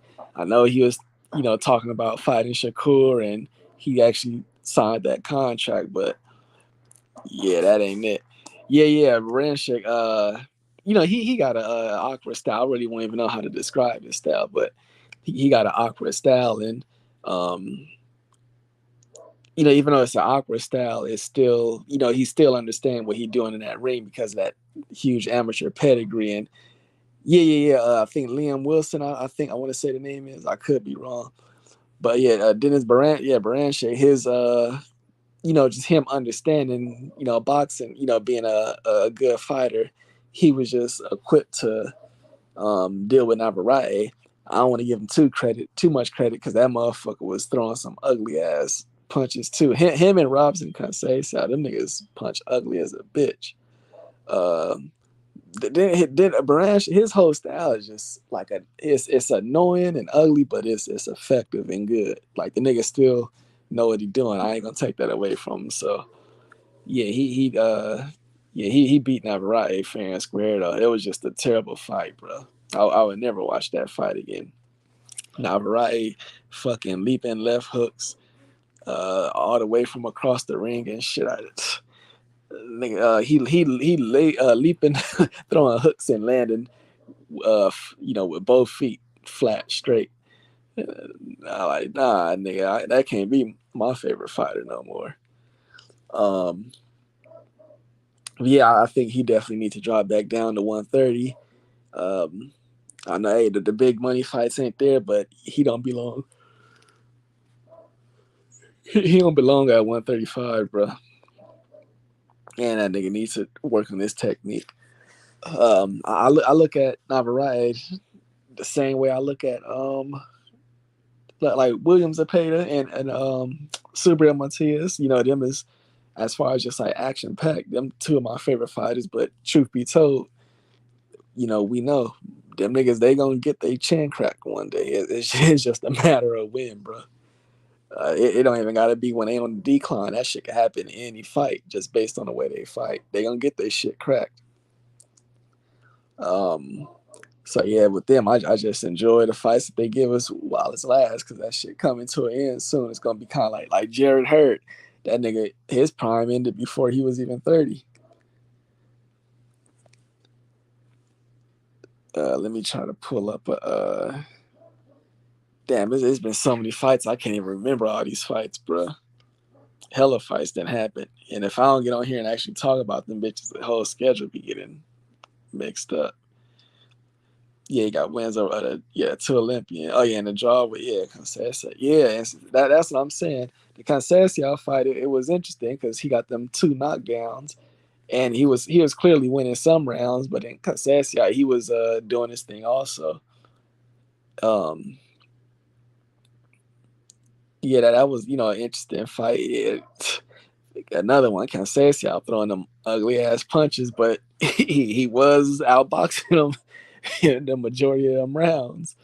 That was another fight, bro. Then and I know Conceição, he had like a little 8-rounder, but now he's locked in to fight Oshaki Foster. And I don't know how that fight gonna go, because I would say fighting at the peak, I would favor Oshaki, like the best Oshaki I seen over the best Robson. But thing is, Oshaki be inconsistent as far as how good he gonna fight. He seemed like one of them fighters that's gonna he gonna fight just a tad above the level of competition. My bad. When you say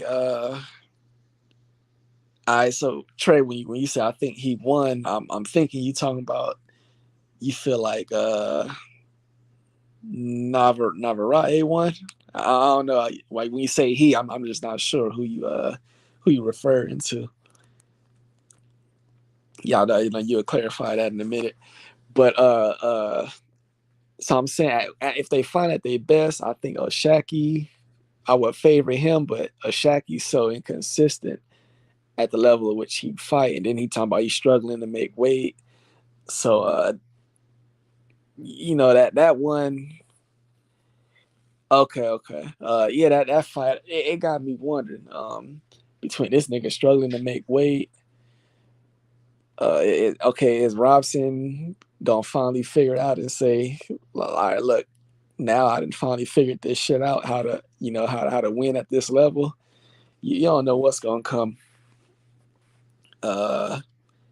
Is Robinson gonna perform better because this definitely might be his last chance? Who knows? Okay, yeah. See, he basically said what? Yeah, I said it's like he fight to the level of the competition. But this is a highly, you know, rated fighter. Um, Shocky, he understand that. So yeah, maybe he might come at his best. I remember after his last fight, he was saying how yeah, it was just hard for him to make weight, and he said like, oh, maybe I need to hire a nutritionist. Like, bro, you're a fucking world champion. Why is you? Damn, I hope that ain't knocked me off, bro. My mic check. I hope that ain't knocked me off. But yeah, I'm like, why is it like, how is you a world champion? You walking around this bitch without a nutritionist, bro? Like, I expect you to handle yourself like a world champion. Um, and I don't know if he's got that. Cause y'all know Regis, he not under Bobby Benson no more. Yeah, yeah, that nigga Regis, he cheaped out. that nigga, hey, when it came for him to get that money fight with Devin Haney, that nigga picked the assistant trainer so he could get that nigga way less money than what he would have paid Vincent. That fucking bastard. That's why he got his ass whipped by Devin Haney, pulling that bullshit. Same thing Cambosos did when he got them fights. Them niggas want to pay the trainer, they don't want to pay the fee. That's the same bullshit. Ray Vargas did when he fought Shocky Foster. He didn't hire Nacho Beristain, and that nigga got his ass whipped. Y'all niggas don't want to pay the trainer that same fee when you get your big payday. The nigga that brought you to up to the top and all that. Fucking bastard. The nigga's following that Triple G blueprint. Y'all see what happened with his career when he did that shit. Look at Regis, where he at now. Oh, these niggas crazy, bro. But yeah, I forgot it's another fight on that undercard also. I can't remember the fight. But yeah, that's a cool little card. That's a cool card. I want to see what this nigga Jared Anderson gonna do. I want to see what's up next for him. Um, you know, he another night. I feel like it's kind of time for him to, you know, step up because he got all this out the ring shit that's kind of overshadowing what he could do in the ring. And as talented and exciting as he is, I feel like he ain't. I feel like he ain't done enough. Like he should be definitely leaving his mark on this boxing shit, especially this American heavyweight boxing scene that's just looking to be. It's a huge void that's looking to be filled. So I definitely feel like he should be doing this thing. I'm just thinking of random fights that's coming up now without looking at a schedule. But Earl versus Sebastian, I feel like I think that's probably one Trey probably gonna say let's put some money on because that's just a terrible like that's not an easy style matchup for anybody. Yeah, we seen a nigga knocked out cold once, but that's not an easy style match for anybody. And Earl he don't have that size advantage over that man no more. So that's definitely one thing. Then I'm looking at Earl. He's coming off the layoff. Sebastian more fresh. And then shit, like what this coach situation gonna be like? I have no clue. Is Earl gonna pick a coach that's suitable for him, a la Robert Garcia, or is he gonna pick a coach that just don't mesh with his style, like some nigga we never heard of, just because he live up the street from him, and that nigga he'll take you can just pay that nigga 25,000 in a fucking 2018 C class Mercedes.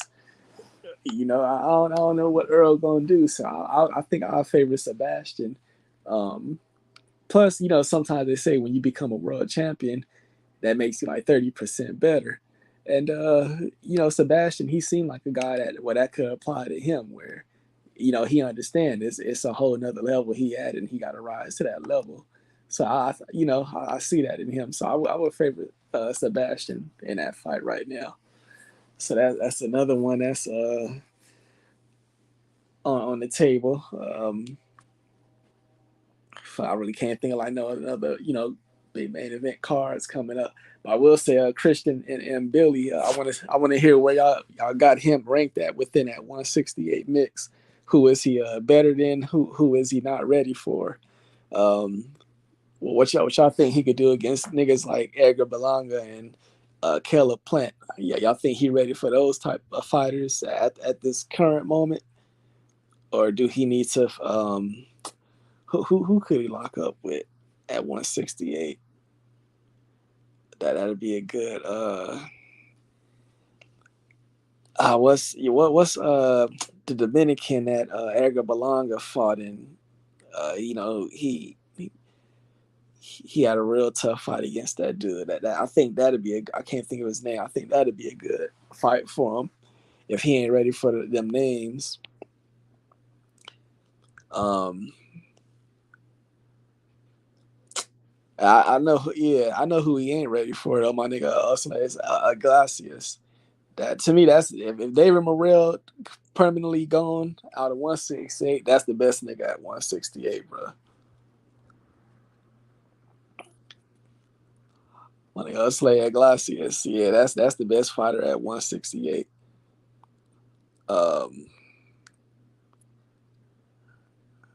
Yeah, I'm still straight.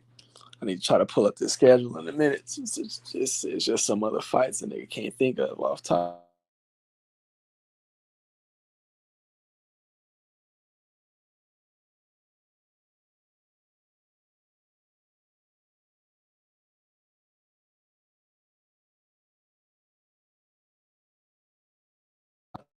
What niggas think of? I seen some news about this nigga Ben Whitaker. I know he left Sugar Hill, so I don't know what's going on with him. But yeah, I know he ain't fucking with he ain't coming to America no more. I heard him talking about he needs to be fighting for a title soon at 168. That IBF thing became vacant, so I don't know if he gonna make a run at that. Politics work in his favor, so he could definitely get in position. I don't know who else in the rankings at 168, but if that IBF become vacant, it's other niggas who could get up in them. Could get up in there for that belt. But I know Berlanga, he with the WBA, so I don't think he gonna switch when he basically right there. And then I look at it too. If Canelo might look at it, if he ain't gonna be undisputed at 168, he might just say, fuck it, don't make sense to hold the other three, or it ain't no big deal no more. So I don't know if if he'll drop another one if they not acting within his favor. So that's another thing that I consider, it could open up some other opportunities as well.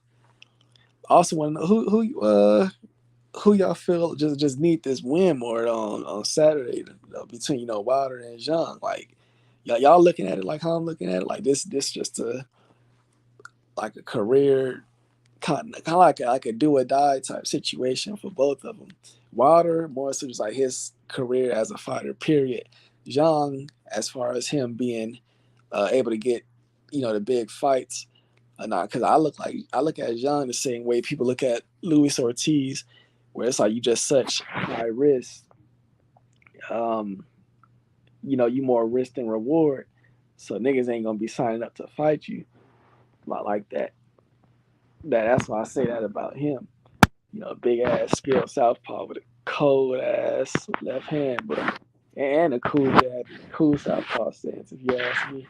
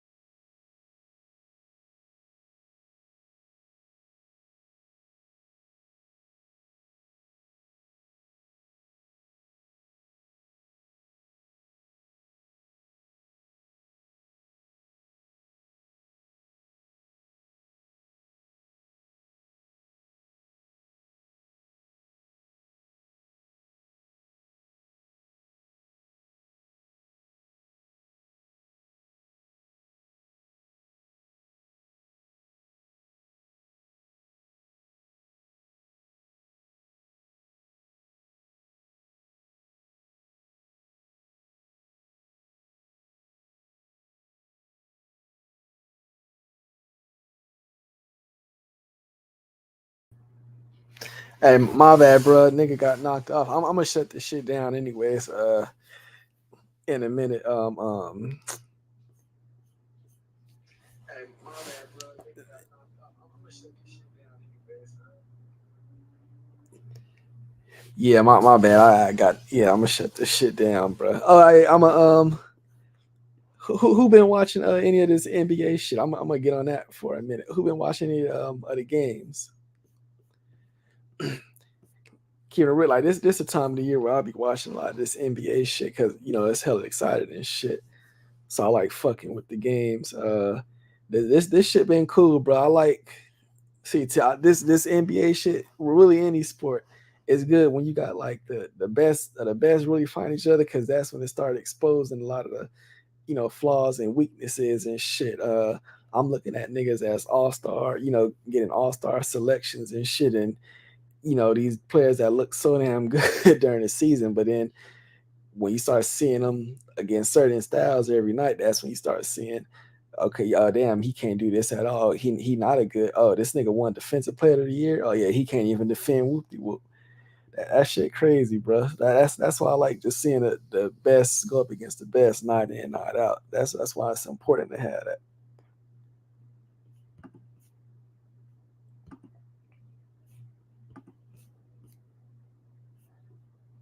All right, yeah, let me close this shit out.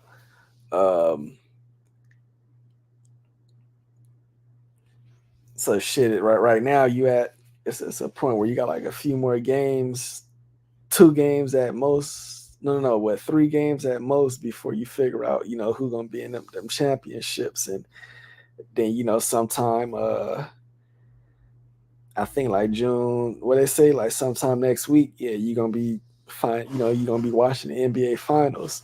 I fuck with the basketball shit way more than the football. I just find it more entertaining, more exciting.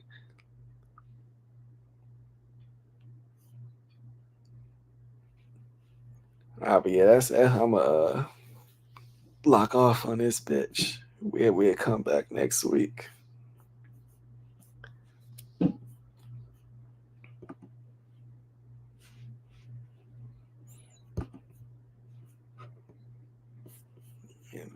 Yeah, bro.